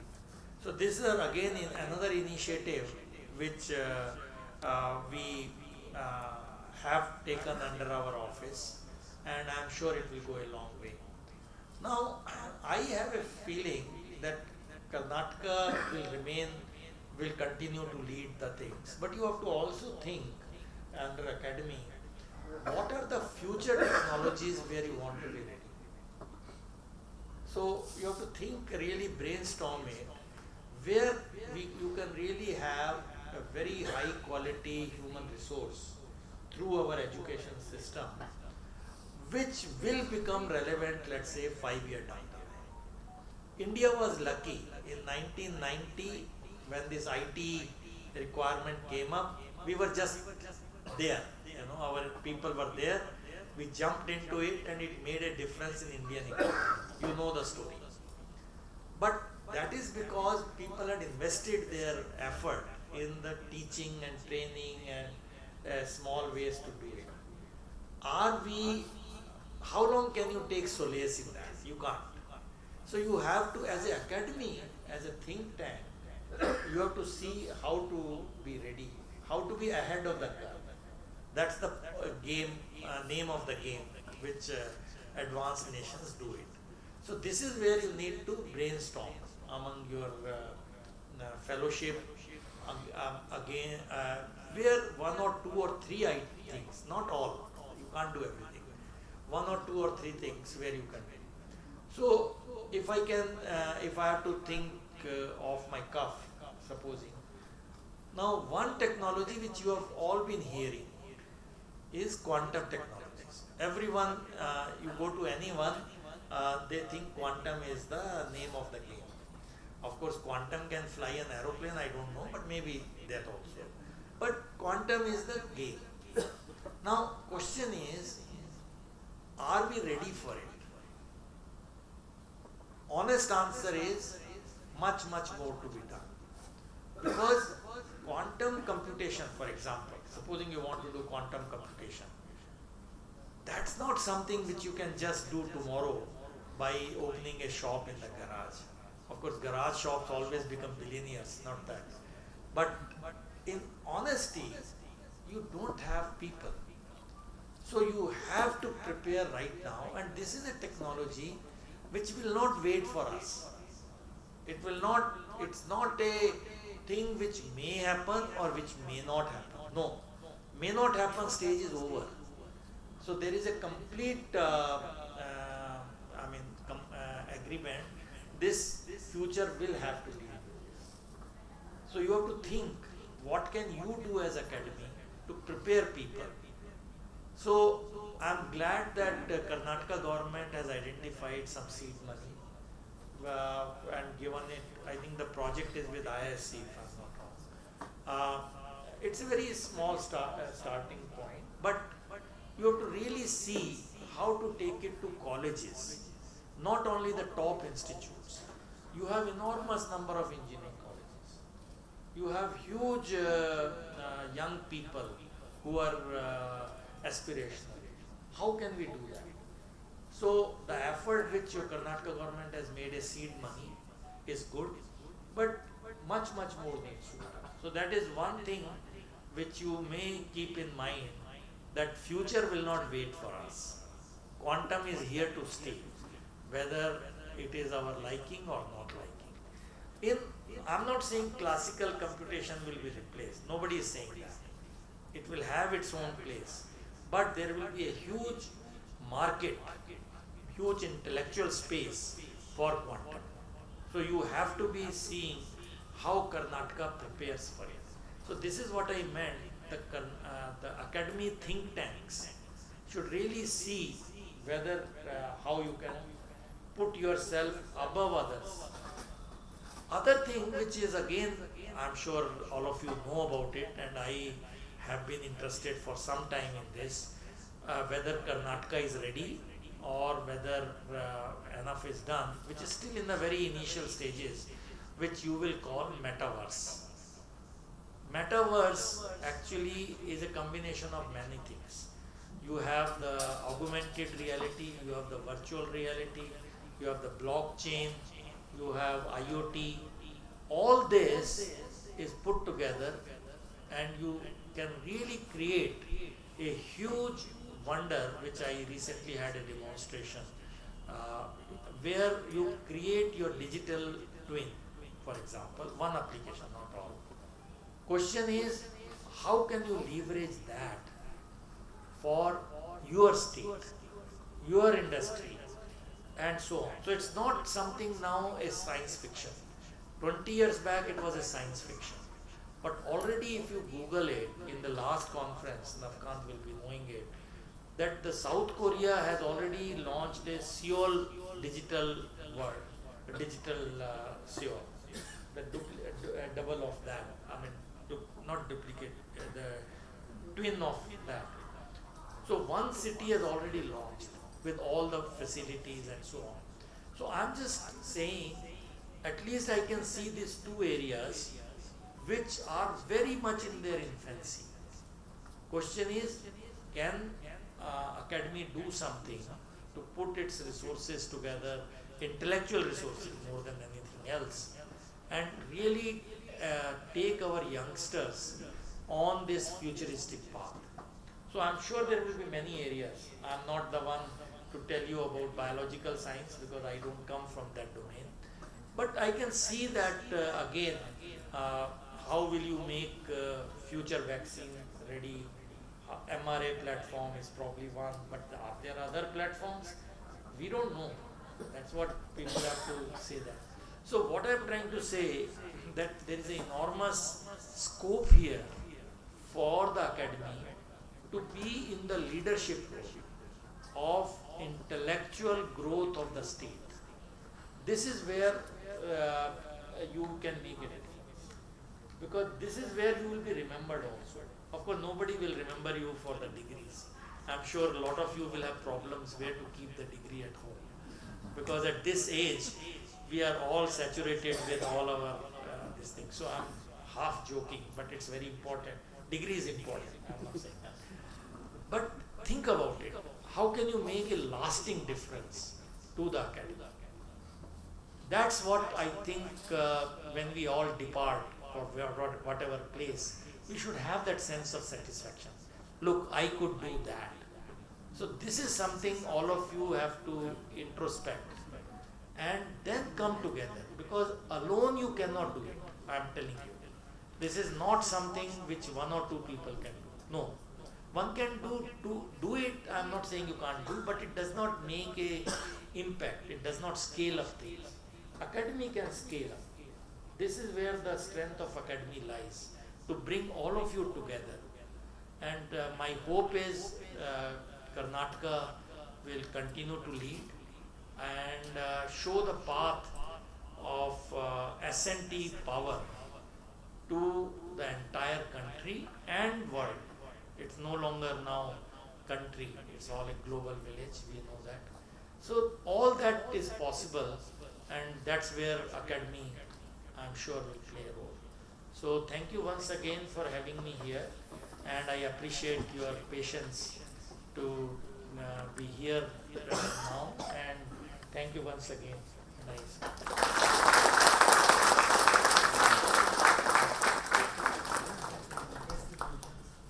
ತಮಗೆ ತುಂಬು ಹೃದಯದ ಅಭಿನಂದನೆಗಳು sir.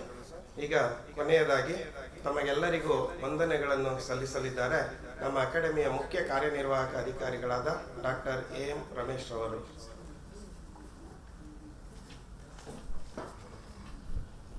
ಎಲ್ಲರಿಗೂ ನಮಸ್ಕಾರ. ವೇದಿಕೆ ಮೇಲೆ ಉಪಸ್ಥಿತರಿರುವ ಗಣ್ಯರೇ, ಆಸೀನಗಳಲ್ಲಿ ಆಸೀನರಾಗಿರುವ ಗಣ್ಯರೇ, ಆಹ್ವಾನಿತರೇ, ಸ್ನೇಹಿತರೆ, ಮಾಧ್ಯಮ ಮಿತ್ರರೇ, ಮೊದಲಿಗೆ ತಮಗೆಲ್ಲರಿಗೂ ನನ್ನ ನಮಸ್ಕಾರಗಳು. ಈ ಸಮಾರಂಭಕ್ಕೆ ಬಿಡುವಿಲ್ಲದ ಕೆಲಸ ಕಾರ್ಯಗಳ ನಡುವೆ ಬಿಡುವು ಮಾಡಿಕೊಂಡು ಬಂದು ಜೀವಮಾನ ಸಾಧನೆ ಪ್ರಶಸ್ತಿಯನ್ನು ಪ್ರದಾನ ಮಾಡಿದ ಸನ್ಮಾನ್ಯ ಉನ್ನತ ಶಿಕ್ಷಣ, ವಿದ್ಯುನ್ಮಾನ, ಮಾಹಿತಿ ತಂತ್ರಜ್ಞಾನ, ಜೈವಿಕ ತಂತ್ರಜ್ಞಾನ, ವಿಜ್ಞಾನ ತಂತ್ರಜ್ಞಾನ, ಕೌಶಲ್ಯಾಭಿವೃದ್ಧಿ ಮತ್ತು ಜೀವನೋಪಾಯ ಹಾಗೂ ಉದ್ಯಮಶೀಲತೆ ಸಚಿವರಾದ doctor CN Ashwath Narayan sir ಅವರಿಗೆ ಅವರ ಅನುಪಸ್ಥಿತಿಯಲ್ಲಿ ಅಕಾಡೆಮಿ ವತಿಯಿಂದ ಹೃತ್ಪೂರ್ವಕ ಧನ್ಯವಾದಗಳು. ವಿಶೇಷಾಧಿಕಾರಿ ಡಾಕ್ಟರ್ ಶ್ರೀ ಚಂದ್ರಶೇಖರ್ ಅವರಿದ್ದಾರೆ, ಅವರಿಗೆ ಅಕಾಡೆಮಿ ಪರವಾಗಿ ಧನ್ಯವಾದಗಳು. ಬನ್ನಿ ಬನ್ನಿ ಚಂದ್ರು ಬನ್ನಿ. ಹಿರಿಯ KS ಅಧಿಕಾರಿ ಹಾಗೂ special officer to our honourable minister mister Chandrashekar, thank you very much. ಈ ಸಮಾರಂಭದ ಗೌರವಾನ್ವಿತ ಅತಿಥಿಗಳಾದ ಸನ್ಮಾನ್ಯ ಪ್ರಧಾನಮಂತ್ರಿಗಳ ಪ್ರಧಾನ ವೈಜ್ಞಾನಿಕ ಸಲಹೆಗಾರರಾದ ಪ್ರೊಫೆಸರ್ ಅಜಯ್ ಕುಮಾರ್ ಸೂದ್ ಸರ್ ಅವರು ಈ ಸಮಾರಂಭಕ್ಕೆ ತಮ್ಮ ಬಿಡುವಿಲ್ಲದ ಕೆಲಸ ಕಾರ್ಯಗಳ ನಡುವೆ ಬಂದು ಫೆಲೋಶಿಪ್ಗಳನ್ನು ಪ್ರದಾನ ಮಾಡಿದ್ದಾರೆ. ಅವರಿಗೆ ನಿಮ್ಮೆಲ್ಲರ ಪರವಾಗಿ ಪೂರ್ವಕ ಧನ್ಯವಾದಗಳು. We are very grateful to you, sir, for your gracious presence and for your kind suggestions. We look into all your suggestions. Thank you, sir. ಈ ಸಮಾರಂಭದಲ್ಲಿ ಉಪಸ್ಥಿತರಿರುವ ವಿಜ್ಞಾನ ಮತ್ತು ತಂತ್ರಜ್ಞಾನ ಇಲಾಖೆಯ ತಾಂತ್ರಿಕ ನಿರ್ದೇಶಕರಾದ ಶ್ರೀ AB ಬಸವರಾಜ್ ಸರ್ ಅವರಿಗೂ ವಂದನೆಗಳು. ನಮಗೆ ಮಾರ್ಗದರ್ಶನವನ್ನು ನೀಡಿ ಮುನ್ನಡೆಸುತ್ತಿರುವ ಅಕಾಡೆಮಿಯ ಮಾನ್ಯ ಅಧ್ಯಕ್ಷರಾದ ಪ್ರೊಫೆಸರ್ S. ಅಯ್ಯಪ್ಪನ್ ಸರ್ ಅವರಿಗೂ ಸಹ ಧನ್ಯವಾದ. ಈ ಸಮಾರಂಭದಲ್ಲಿ ಉಪಸ್ಥಿತರಿರುವ ನಮ್ಮ ಮಾರ್ಗದರ್ಶಕರು ಹಾಗೂ ಅಕಾಡೆಮಿಯ ಮಾನ್ಯ ಸದಸ್ಯರುಗಳಾದ professor H. A. Ranganath, professor PG Munimani, professor SK Saidapur, professor Raja Sab, doctor AE Eknath, professor Katre Shakuntala ಮತ್ತು ಪ್ರೊಫೆಸರ್ HS ಸಾವಿತ್ರಿ ಮೇಡಮ್ ಅವರುಗಳಿಗೆ ಗೌರವಪೂರ್ವಕ ಧನ್ಯವಾದಗಳು. ಹಾಗೆ ಅಕಾಡೆಮಿಯ ಹಣಕಾಸು ಸಮಿತಿ ಅಧ್ಯಕ್ಷರಾದ ಶ್ರೀ V. ಗೋಪಾಲ್ ಅವರಿಗೂ ಧನ್ಯವಾದಗಳು. ನೀತಿ ಪತ್ರಗಳನ್ನು ರಚಿಸಿಕೊಟ್ಟ ಡಾಕ್ಟರ್ TV ರಾಮಚಂದ್ರ ಹಾಗೂ ಡಾಕ್ಟರ್ ಸಂಗೂರ್ ಮಠ ಅವರಿಗೂ ಸಹ ಧನ್ಯವಾದಗಳು. ಈ ಸಮಾರಂಭದಲ್ಲಿ ಉಪಸ್ಥಿತರಿರುವ ಶ್ರೀ ಪ್ರಮೋದ್ ಗಲಗಲಿ, DRDO ವಿಜ್ಞಾನಿಗಳಾದ ಡಾಕ್ಟರ್ ರಾಮಚಂದ್ರ, ಡಾಕ್ಟರ್ ವಿಜಯಾನಂದ್ ಹಾಗೂ ಹಿರಿಯ KS ಅಧಿಕಾರಿ ಶ್ರೀ ಚಂದ್ರಶೇಖರ್ ಅವರಿಗೂ ಮತ್ತೊಮ್ಮೆ ಧನ್ಯವಾದಗಳು. Former DDG ICR doctor Krishnakumar ಅವರ ಉಪಸ್ಥಿತಿಯಿಂದ ಇದೆ, ಅವ್ರಿಗೂ ಧನ್ಯವಾದಗಳು. Dean of horticulture doctor Swamy, doctor Nataraj Karaba ಹಾಗೂ ಡಾಕ್ಟರ್ ಅಶೋಕ್ ಆಲೂರ್ ಅವ್ರಿಗೂ ಸಹ ಧನ್ಯವಾದಗಳು. Doctor Muralidhar, doctor Krishnamurthy, doctor Venkatesh ಅವರು ಸಹ ಇಲ್ಲಿ ಉಪಸ್ಥಿತರಿದ್ದಾರೆ, ಅವ್ರಿಗೆಲ್ಲರಿಗೂ ಧನ್ಯವಾದಗಳು. ಈ ಪ್ರಶಸ್ತಿಯನ್ನು ಸ್ವೀಕರಿಸಿದ ಎಲ್ಲ ಪ್ರಶಸ್ತಿ ಪುರಸ್ಕೃತರಿಗೂ ಹಾಗೂ ಫೆಲೋಶಿಪ್ ಪಡೆದಂಥ ಎಲ್ಲ ಗಣ್ಯರಿಗೂ ಅಕಾಡೆಮಿ ಪರವಾಗಿ ಮತ್ತೊಮ್ಮೆ ಧನ್ಯವಾದಗಳು. ಹಿರಿಯ ಅಕಾಡೆಮಿ ಇಲಾಖೆಯ ಕೆಲವು ಹಿರಿಯ ಅಧಿಕಾರಿಗಳು ಉಪಸ್ಥಿತರಿದ್ದಾರೆ ಹಾಗೂ ಸಹೋದ್ಯೋಗಿ ಮಿತ್ರರಿದ್ದಾರೆ, ಅವರೆಲ್ಲರಿಗೂ ಮತ್ತೊಮ್ಮೆ ಧನ್ಯವಾದಗಳು. ಈ ಕಾರ್ಯಕ್ರಮವನ್ನು ಯೂಟ್ಯೂಬ್ ಲೈವ್ನಲ್ಲಿ ವೀಕ್ಷಿಸುತ್ತಿರುವ ಎಲ್ಲರಿಗೂ ಸಹ ಅಕಾಡೆಮಿ ಪರವಾಗಿ ಧನ್ಯವಾದಗಳು. ಈ ಸಮಾರಂಭದ ಆಯೋಜನೆಗೆ ಆರ್ನಿಶಿ ಶ್ರಮಿಸಿರುವ ನನ್ನ ಸಹೋದ್ಯೋಗಿ ಮಿತ್ರರಿಗೆ ಹಾಗೂ ಇಲಾಖೆಯ ಅಧಿಕಾರಿಗಳಿಗೆ ಅಕಾಡೆಮಿ ಪರವಾಗಿ ಮತ್ತೊಮ್ಮೆ ಧನ್ಯವಾದಗಳು. ತಮಗೆಲ್ಲರಿಗೂ ಮತ್ತೊಮ್ಮೆ ವಂದನೆಗಳು, ಧನ್ಯವಾದ. ತಮಗೂ ವಂದನೆಗಳು ಸರ್. ಈಗ ರಾಷ್ಟ್ರಗೀತೆ, ನಾವೆಲ್ಲರೂ ಎದ್ದು ನಿಂತು ಗೌರವವನ್ನು ಸೂಚಿಸಬೇಕು ಅಂತ ಕೋರಿಕೆ.